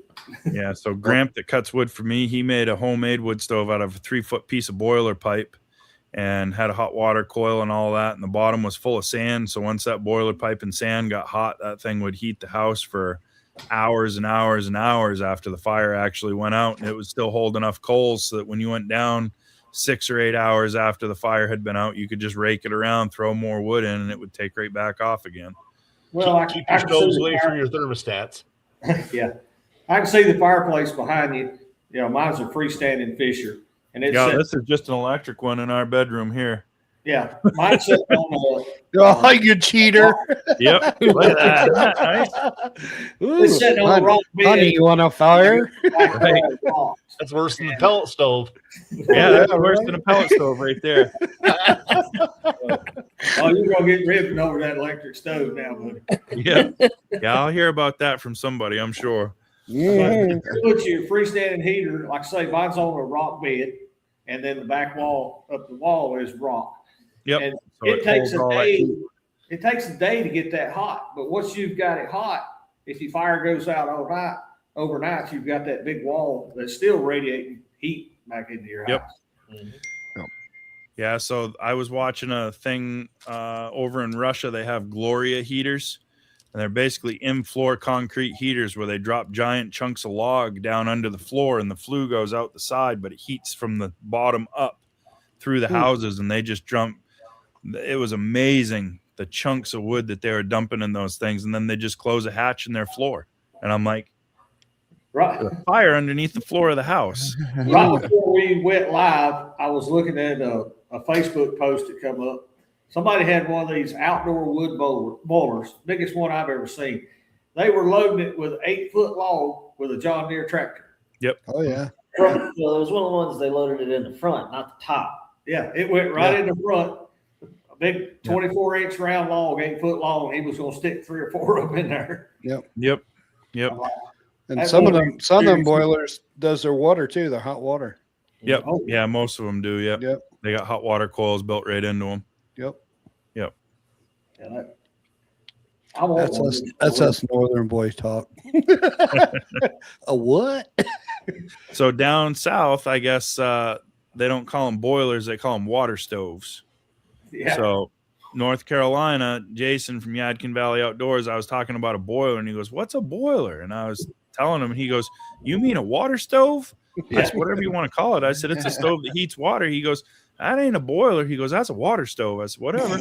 I said, same thing. I said, we can call it two different things, tomato, tomato. I said, but it's the same thing, I promise. Yeah, don't nobody in the South have a boiler. We don't know what those are. Nobody had steam heat growing up. The only boiler in the county that I knew of was in the elementary schools.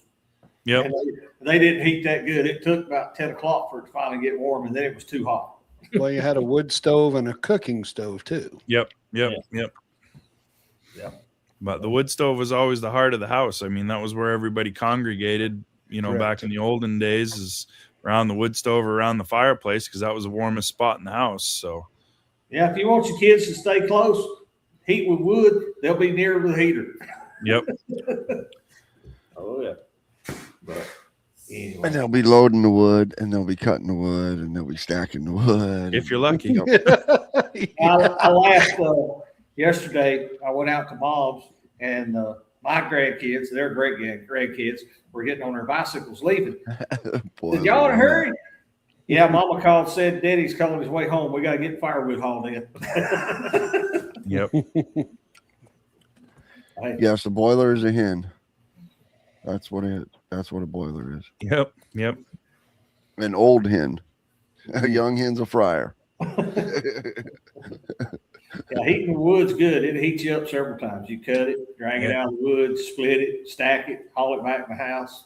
You know every piece by name by the time you're done with it. Yeah, if we could harness all the heat that we generate when we're making firewood, we wouldn't need to burn the wood to begin with. Yep. That's true. Well, guys, it's been almost 3 hours. Wow. Yep. Where has time gone? Mm-hmm. Time flies when you're having fun. It was a good show. It was a good Very show. good. Enjoy job. it. Thanks for coming, Russ. Yeah, Russ, no problem. Appreciate Thanks you for guys coming having me on. and thanks for all your knowledge. And we'd love to have you on again some point. Yeah, just Oh, give we'll a have shout. him on again. Just give a shout. Maybe we'll have a hydraulic mill next time, and I can tell you about all the things I broke, because every time you get something new, you break it. So That's it. Come back in 6 months and tell us how you haven't got any time because the sawmill business has exploded. yeah, well, we're getting towards spring, and spring's building season, and if people want lumber, then that's when we're going to get busy. So I already know that's coming. Yep. All right. Well, I appreciate it, guys. Thank you so much. Keep All you in right. touch Appreciate it too. with, Thank you. keep you in touch with Thanks, Jack. Russ. Thanks, everybody, for joining us tonight. And third week of every month, the Forestry and Sawmill Round Table will be aired at 8 p.m. Everybody hang around here just a minute after we end the show. And we'll Sawmills and Lumber, you can register your sawmills for free. Correct. Sawmillsandlumber.com. You can register sawmills for free. We'll be back next Thursday, or the third Thursday of next month. Saturday, John.